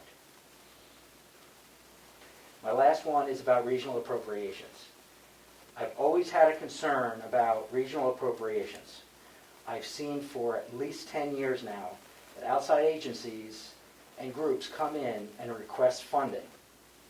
It's my opinion that these outside groups are formed to solve problems that the government cannot do by itself. If you're going to give out taxpayer money to these groups, there has to be clear benchmarks and a solution to the problem that they are trying to fix. I've seen this in Ossipee and other areas. Every year, the same groups come back, they ask for the same amount of money. What are you doing? What's the solution to the problem? If it's feeding the poor, we have to find out why there's poor. Why do we just keep rotating money out to these groups without forcing benchmarks and positive solutions? We should have already fixed all these problems. That's my last one. Thank you for hearing me. Thank you. You didn't take your email.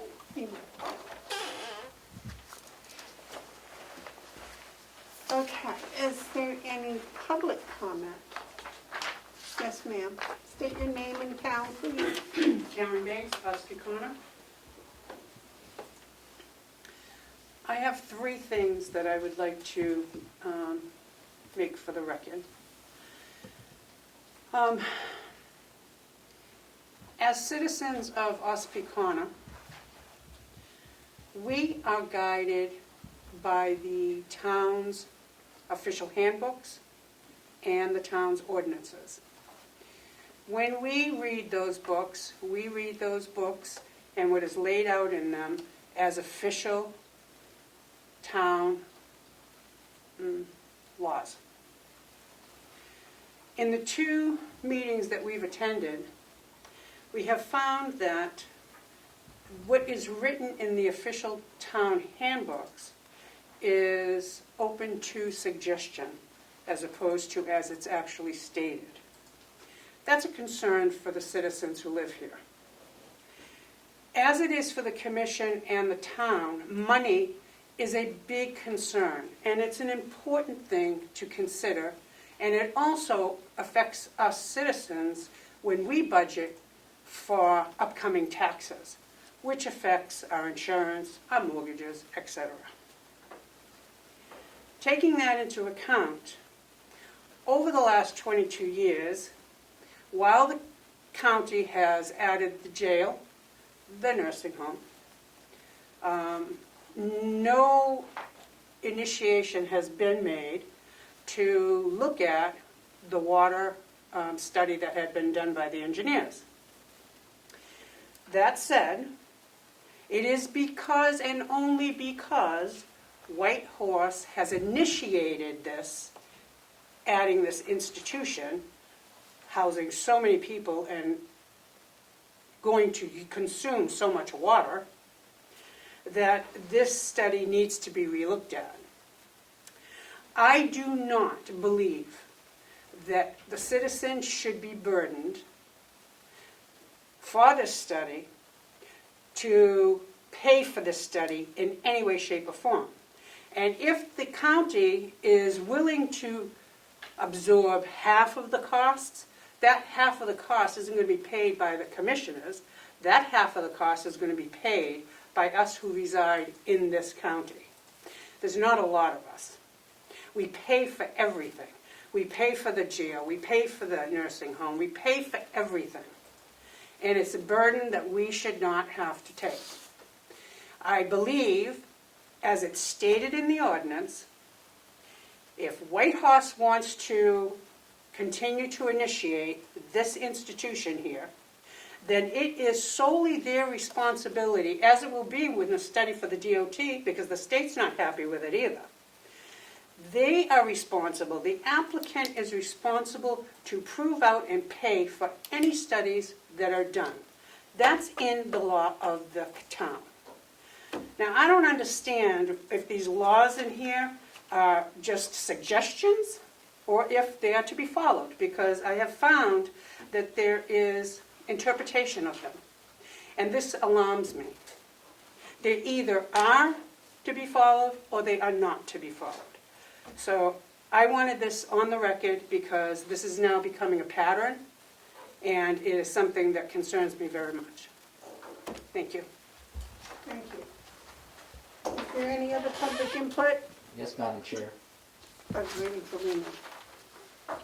Public, not media. I didn't hear any answer to my question about the audit guidelines or my 91 request. Thank you. Well, yeah, but didn't Lena have